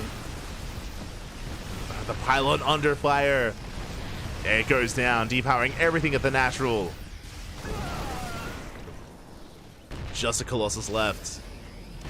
Looks like we don't have enough bio to dive on the Colossus, but the tanks, they're slowly encroaching upon the natural. Robo's going down. Shameless desperately trying to muster up some kind of army to defend and break out for one final fight. Okay, the writing is kind of on the wall here, but Shameless, he wants to go down swinging, man. Swinging. God, that's such a slow warp in. We're getting a warp in of Zealots. Barely gonna finish. Oh, we do trickle in though. And 3 Zealots go down. The Nexus, in a matter of seconds, will fall as well. And this has to be it. This has to be the moment for Shameless to push. And yeah, the Colossus, it just gets targeted. It just gets targeted by the tanks. GG gets called. And Maru will take the 2-0 and will secure the win for his team. GG. GG, well played. What is that? What? Every time we get a close up on Maru, I'm like squinting like at his side. I'm trying to read what's on the label. But GG, well played. Twisted Fairy will bow out, and Team Vitality will take the series in the end. A solid series here, 5-1. A shout to Classic. Classic did put a point on the board. Again, Classic is one of the best Protoss players in the world, and he is the ace player for Twisted Fairy. So he did well for himself, but in the end, Team Vitality was just a little bit too much for Twisted Fairy to handle. And with that, we're wrapping up with day number 1. You can see here tomorrow's matches. We have Starlight Twinkle versus Weibo Gaming, and Shopify Rebellion versus Psystorm Na'Vi. Whew. Here we go. For those that are maybe tuning in for the first time and maybe are unfamiliar, if you're wondering, Weibo Gaming? What? That is ex-DragonKaiZ Gaming. Oh, that is ex-DKZ Gaming. DragonKaiZ Gaming is no longer a team. DragonKaiZ Gaming, they have partnered with Weibo Gaming, who are competing in the Esports World Cup. They've been partnered. They've been like almost acquired in a way. And as a result, DKZ have renamed to WBG instead, to Weibo Gaming, or aka Weeaboo Gaming. Lovely. So it's a bit of a shame. I loved saying DragonKaiZ Gaming. It's like it's a cool name. I appreciated it. It's not there anymore. Feels bad, man. Feels bad. So I still have to get used to it. Still have to get used to WBG instead. But regardless, hope you all enjoyed yourselves. Hope you all had a great time. Hope you all had a great night of StarCraft, because we are not done. This is merely the beginning. We just wrapped up with World Team League. Day number 2 of round 6. Tomorrow is day 3. We're also going to be casting that here live on the channel. But in 1.5 hours, we finished early. We finished a little bit early. In 1.5 hours time, we're going to be live with the SC2 Safe House. The hell is the Safe House? The Safe House, it is kind of like Home Story Cup, but the NA version. NA version of Home Story Cup, basically. It is an event that is hosted and organized by Zombie Grub, so a massive shout out to Zombie Grub for hosting this event. One moment, I'll just show it off on stream. Un momento, papi, un momento. Your soul brackets. 1 moment. Bam. There we go. Let's switch our scenes over. We're doing it live. Bam. Okay. From the top, this is SE2 Safe House. It is a 2-day event. Day 1 is today. Day 2 is tomorrow. Also after WTL.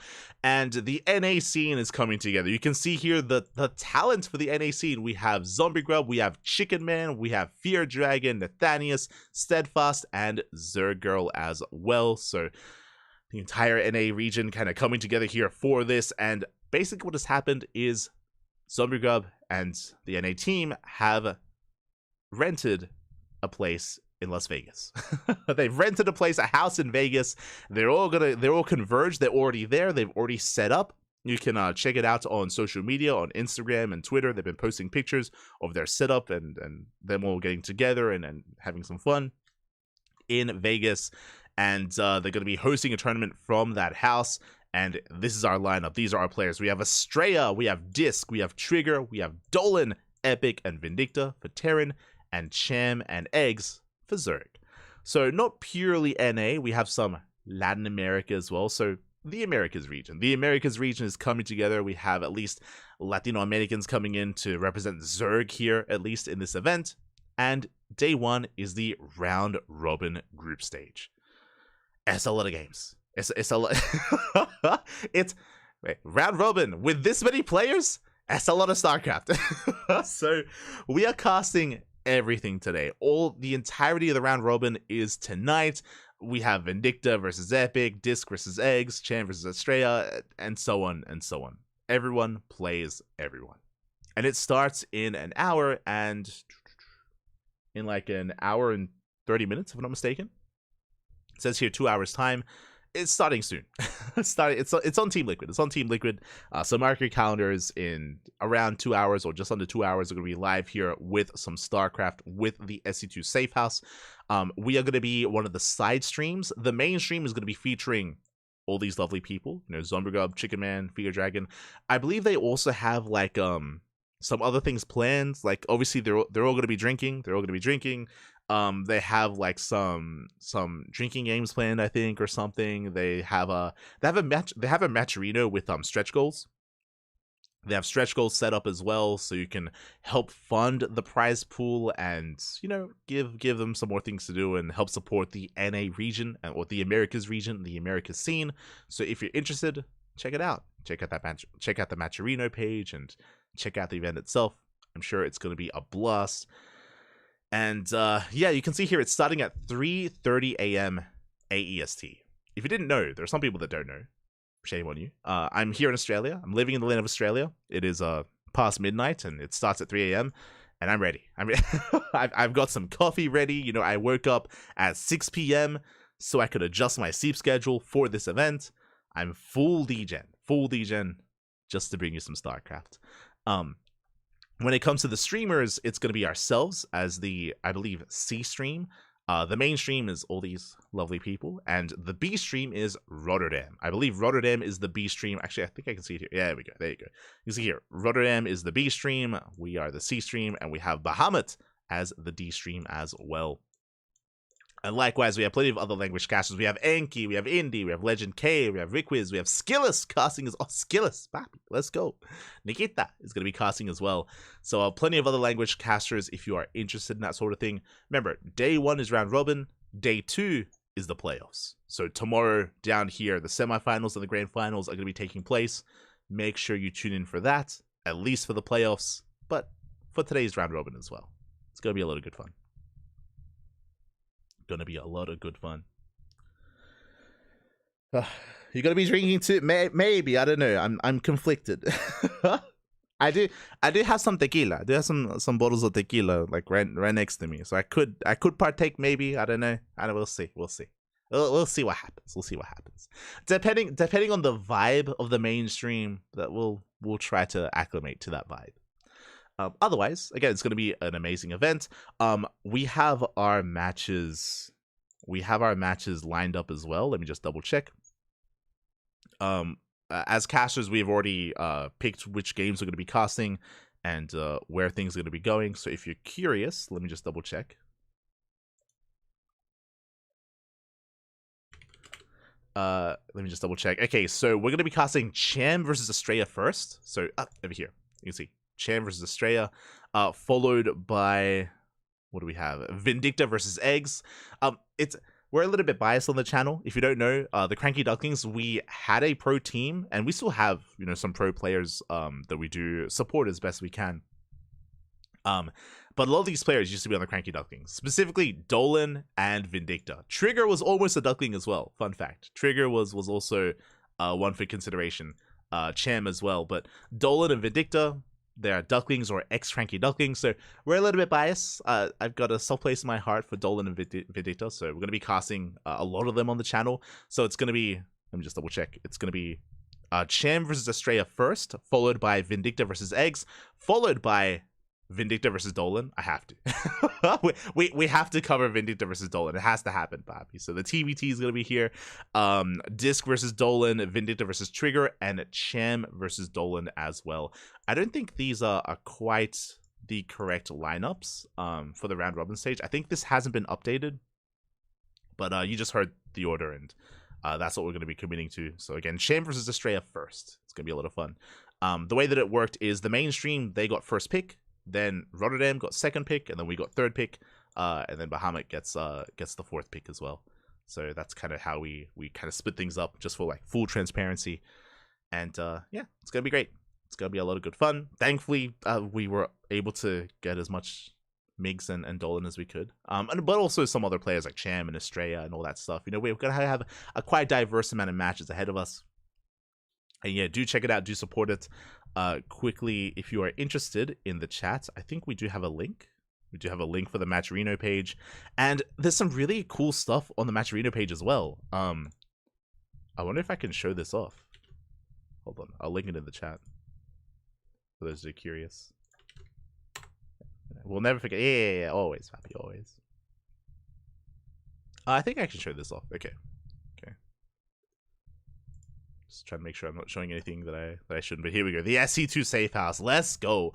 Now, what's really cool about this on the Matcherino page is, of course, you can support it, but you can actually get things as well. Scrolling on down here, it looks like Zombie Grub, specifically Zombie Grub, is putting up a bunch of her SC2 merch for sale, basically. And some of this stuff is, I'm so tempted. I'm very tempted for some of this stuff. Okay, so we have a Liquid Rising poster. It looks like a Team Liquid, like, anniversary poster that we're going to be selling here. There's Slayer's MMA signed photo. MMA signed photo? Let's go. I mean, look, I guess for more older school people out there, but MMA, you know, he was a big part of SC2. He was on Slayers. He was on Acer as well. He was a part of the Axiom Acer team house and the Axiom Acer team as well. So big fan of MMA. So there's a signed photo if you're interested. There's a Caster Invitational photo as well.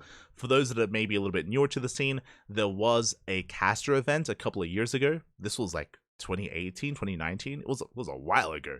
But there was a big caster event, and all the casters got involved. You know, Wardy, Zombie Grub, In Control, Maynard, Pig, Rotterdam, Fear Dragon. They all actually played StarCraft. Crazy. Some of them for the first time. So, some of them, it was crazy. They actually all were able to compete with each other and in a big tournament. So there's some posters of that. You have Ryung. We just casted the Tuna Terran himself. Ryung signed photo. That's tempting. Like, for those who know me, I'm a big Axiom fan. I'm a massive Axiom fan. Axiom got me into StarCraft.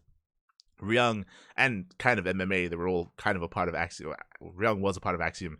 MMA was like a sister team of Axiom with Acer as well. So some really cool, you know, bits of StarCraft history are here. Likewise, we have a Serral signed photo from GSL versus the World. Let's go. We have an MC signed photo. Oh my god, Min Chul. This is a young MC. This is a Wings of Liberty MC. Oh my god. It's an MC signed photo. Serral signed card. You have the Home Story Cup. What is that? Home Story Cup poster? I didn't even know they had posters. What the hell? Didn't even know. It's Home Story Cup 18. This I'm tempted to go for, and as I say that, I'm sure other people are going to go for it as well. Hell, It's About Time Unpacked player card pack. That is crazy. That I think that was one of the first times we got a custom in-game portrait. I have the portrait. So for those that are curious, Hell is a Boost Time, it was the first, not the only, but the first offline event that Base Trade TV hosted. This was back in Heart of the Swarm. This was, I want to say 2015, maybe 2014/15. Hell, it's a boot time. It was an event held in Canada. That's why you have Tychus with the Canadian flag. So it's an event held. That's why it's called a boot time. But it was an event held in Canada. Crank casted in English. Crank was there. Who else was there? A lot of the Axiom boys were there. Livy was there. I think Livy was also a caster. Obviously, Zombie Grub was a part of Base Trade TV. She was casting. Rifkin was casting. But what they did was something that should be more prevalent in StarCraft is that they had player cards. All the players that got invited or they qualified for the event, they all got their own custom player cards. So that's really cool. That's like huge.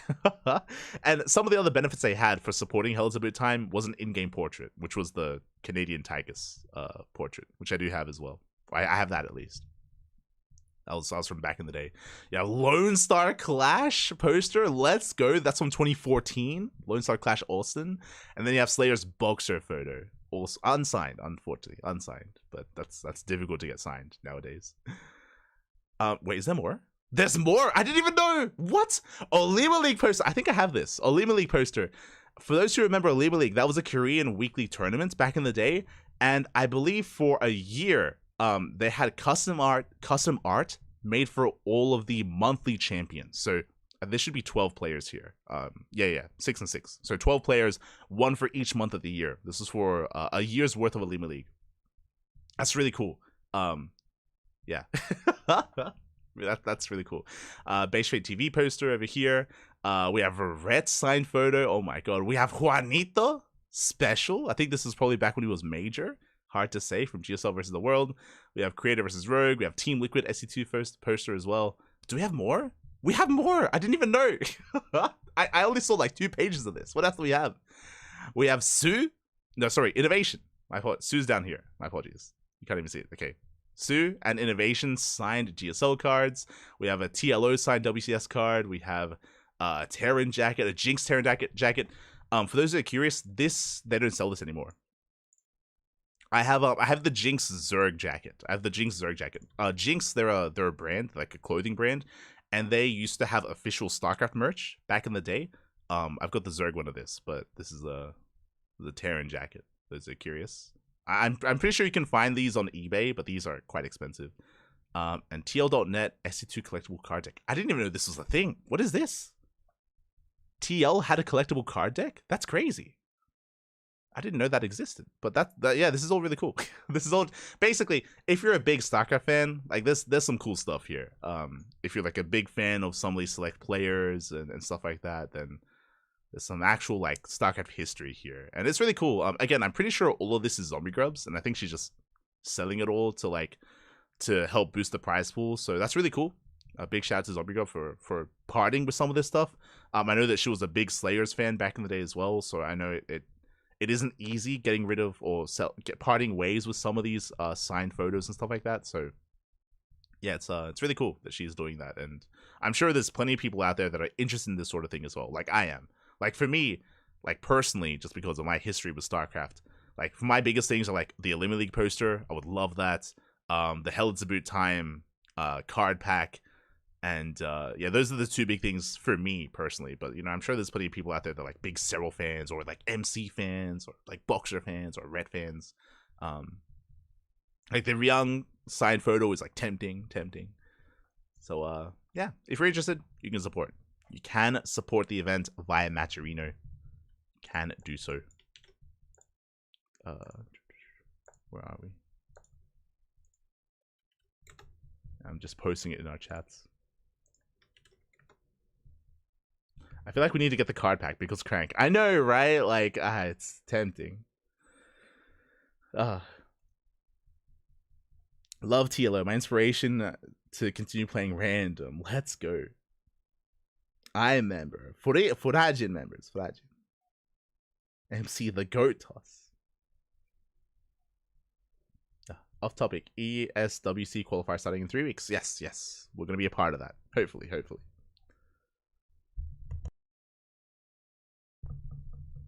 We have a command. I want that quote to be the command. So yeah, hope everyone enjoyed themselves when it comes to the cast. Hope everyone enjoyed. Oh, Dolan! Get that! We're casting you later, Papi. We're casting you later. Este Dolan. Gonna be featured in this tournament. But yeah, we're wrapping up. We're wrapping up for now. Again, the tournament is still like in an hour or so, or 2 hours. So the stream is gonna be going offline. I don't think it's worth leaving the stream online for like an hour or 2 hours potentially. So the stream is gonna be going offline. I'm gonna take that time to set up all the overlays and get ready for the cast. And everyone, enjoy yourselves. Support NA StarCraft if you're interested in any of these things. Go for it, Papi. Go for it. Because hey, like, I mean, the reality is that StarCraft merch isn't really much of a thing anymore. Like, it's hard to get your hands on player cards and photos and all this stuff. So it's pretty rare stuff. Again, if you're like a hardcore fan of StarCraft, and again, I'm sure plenty of people out there are. So yeah, with that, thanks for watching. Thanks for the support. We're gonna be seeing you guys soon in a couple of hours, and until then, enjoy your weekend of StarCraft. A lot going on. Until then, hasta luego. Ciao, papi, ciao. Hasta luego.